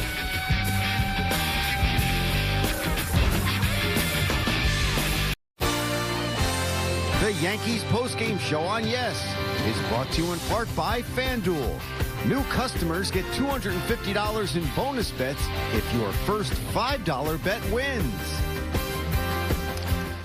One of the most highly anticipated Subway Series in years gets underway next weekend in the Bronx, and it all starts on Yes. Special extended pregame coverage begins Friday at 5:30, with first pitch scheduled for shortly after 7 on Yes and the Gotham Sports app. Take a look now at the Yankee 2-week schedule. You see after Seattle, it's the Subway Series against the Mets. The Yankees stay at home after a day off on Monday, and they will take on the Texas Rangers for 3. And then they head out to Colorado to take on a struggling Rocky squad. Clarke Schmidt did not struggle tonight, making his 5th start of the season. Bottom of the 1st, starts off his outing by getting J.P. Crawford to strike out looking. Next, it's Jorge Polanco. Schmidt gets him swinging, both on the knuckle curve. Right after that, Julio Rodriguez takes the 1-2 sweeper out to left center field for a solo shot. 7th of the season, 1-0 Mariners. Bottom 2 with runners on 2nd and 3rd and 1 out. Schmidt gets Dylan Moore to swing and miss at the 1-2 cutter. Bottom 3, Polanco gets Schmidt this time as he sends the first pitch cutter over the fence and right for a solo homer, his 10th. But then Schmidt begins to settle down. You see him get J-Rod on the sinker. Bottom of the 5th, Williamson chases that sweeper out of the zone for a strikeout. Crawford goes down swinging on the knuckle curve. They let him pitch the 7th. He's out there for the 7th inning. Arozarena did go the other way for a double. That was going to do it for Schmidt, but he retired 11 of the last 12 he faced. 6+ innings, 3 hits, 3 runs, 6 K, 2 walks, and the 2 home runs. Back-to-back 6-inning outings for Clarke Schmidt. His last one against the Padres, tonight against Seattle. And Jack, you look at his pitch breakdown, the 2 home runs. One was on a cutter, one was on a sweeper, and it was just bad location. Yeah, those are the only pitches I think Schmidt would say he'd want to have back tonight. And the sweeper really was way up in the zone, and you're going to get trouble when you leave a sweeper up in the zone as he did. And then Polanco jumped on a first pitch cutter. But Chris, even though he only faced 1 batter in the 7th and was taken out of the game, I think that was important for the Yankees tonight. They had a lead, and you need Schmidt to give you more innings and give you more outs. And the only way to know if a guy is going to excel or succeed in the 7th inning or beyond is to let him pitch in those situations. So I think it was good that Boone did that. He got him right out of there after that, and the Yankees still ended up with a comfortable win. But Schmidt should be proud of what he did tonight. We know how many great pieces are in that bullpen, and the more length you get out of the starter, the more sharp that bullpen is going to be. As we heard from Trent Grisham, Aaron Boone, and Aaron Judge, their thoughts were all about Oswaldo Cabrera, and so were the thoughts of Clarke Schmidt as well. Clarke, just how difficult is it to see a teammate go down like that? Yeah, I mean, very tough. I think obviously knowing, I mean, with anyone it's tough, but obviously knowing the player that and person that Cabby is, and the way he carries himself, and he shows up to the park every day with a smile on his face, and you know, he's always giving his best effort out there, whether it's defensively or offensively, and you know, doing the right things on the field and off the field, and just a great person and really great spirit. And so it's tough. I think, you know, it definitely leaves a sour taste in your mouth, and obviously it was a great win tonight, but you know, we're feeling for Cabby for sure. What makes him unique? I would say I mean, his energy and the way he carries himself and who he is as a person. I mean, I think that stands out the most to me when as soon as you say his name. I think, you know, just his kind spirit and his heart, who he has as a teammate, trying to uplift guys and always, you know, bring positive energy and, you know, always, you know, just always has a smile on his face. So anytime you see him, it's hard not to smile. And he plays the game the right way, and he does the small things that, you know, you need to do to win ball games. And he plays great defense and plays all the positions. So, I mean, just a complete player and a complete person. I mean, just who he is as a person, it, like, really stands out to me. Were you in the dugout or in the clubhouse, or what was your reaction? The guys were around you when you saw it. Yeah, I was in the training room, so I was able to see the video, and obviously it wasn't good. I mean, initial video wasn't good, and then you could just tell from the reactions that it really wasn't good. So, yeah, I was just in the training room. It's kind of tough to enjoy a win on a night like this. Yeah, very much so. I think, you know, baseball gets put in perspective. I think, you know, I obviously don't, you know, I've had injuries in the past, so I don't take this game for granted. But, you know, you see stuff like that, and you really don't take the game for granted. I think, you know, it's a end of the game. There's 2 outs. It's really insignificant moment in the game in the grand scheme of things. And then just like that, the game, you know, something like that can happen where he's going to probably be out for I don't know what's going to happen, but I'm assuming he's going to be out for a significant amount of time. And, you know, you flash, you blink your eyes, and, you know, the game can be taken away from you. So just never taking this game for granted, and, you know, being around this clubhouse, being with these guys, you know, just appreciating every moment and cherishing every time you're out there. So words there from Clark Schmidt on Oswaldo Cabrera, his teammate. But, Jack, we talked about the starters rolling for the Yankees and your Hyundai comment for their last 7 starts. Yeah, you look at Max Fried. He's been great all season, and the Yankees will have the pleasure of having him start tomorrow. But recently they've been on a really nice run, and they need Rodon to be a big part of that. They need Clark Schmidt to be a big part of that. We know that Garrett Cole is gone for the entire season. Heel hasn't returned yet. So in order for the Yankees to have some depth from that rotation, the pitchers that I mentioned are ones who have to continue to contribute. And I think Schmidt is a big part of that because, Chris, when you look at his stuff is as good as you could see from a major league starter because of the spin that he gets on all of his pitches. His sweeper and his knuckle curve are elite pitches. It's all about putting the pieces of the puzzle together, and the Yankees are seeing Clark Schmidt do that before their eyes. And, Jack, it's time now for the turning point of the game, brought to you by Montefiore Einstein, the official hospital of the New York Yankees, and it's his battery mate, Austin Wells. Yeah, we're going back to Austin Wells. Emerson Hancock, who went up against Schmidt, he is gasping at this point, and then he gasps a little more when that changeup from Wells has J-Rod turning every which way but loose, and he's not getting that one. 3-run homer for Wells helped culminate a 6-run outburst for the Yankees. Left turn, Clyde. The stars of the game. Trent Grisham, 3 for 6. Clark Schmidt, as Jack mentioned, pitches into the 7th. And he picks up the win, throwing 92 pitches. Anthony Volpe with a 2-run homer. He goes 2 for 3 with a pair of walks. And Austin Wells with the big blow, that 3-run shot. And his 8th home run of the season. We're going to step aside, take one final timeout here on the WB Mason postgame show. When we come back, Jack and I will look forward to later tonight when Max Fried toes the bump in Seattle. That's next, right here on Yes.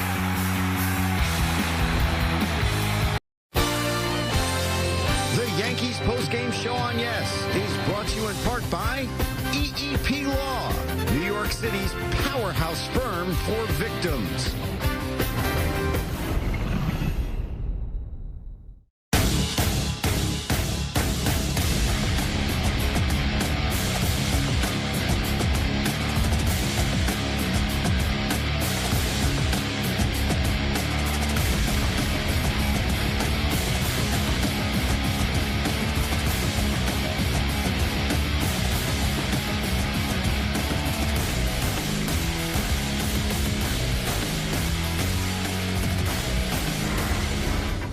was our memorable moments presented by Prevagen, made for your brain. Let's check out the next game pitching matchup brought to you by Nissan. Jack, the Yankees have won 5 of their last 6. They've scored 40 runs in their last 4 games, and now they have the race on the hill tomorrow. Yeah, 12 home runs in those last 4 games, and they turn to Max Fried, who every time he has started a game, they have won. He's made 8 starts. They've won all 8. He is 6-0 with an ERA of just over 1.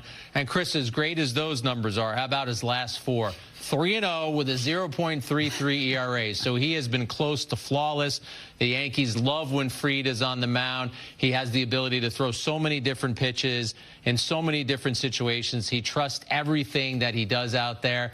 And after a night that ended sullenly and somberly for the Yankees, we'll await news on Cabrera tomorrow, and the Yankees hope that there's some positive news that comes out of his injury diagnosis. But they will be happy to see Fried on the mound, and they will be happy to play baseball again, because that's what baseball is. You have a game the next day. It doesn't slow down for anyone. All right, Jack, that's going to do it for us here on the WB Mason postgame show. Once again, our thoughts go out to Oswaldo Cabrera after his team beats the Mariners in the first of 3 out in Seattle, 11-5. Cabrera scoring that 11th run before leaving in an ambulance. Hopefully we'll have an update on him tomorrow for you. It's going to do it for Jack and I, for our entire Yes Network crew. This is Chris Sheeran saying have a great night, and we'll see you again for Game 2, Yankees-Mariners, later tonight.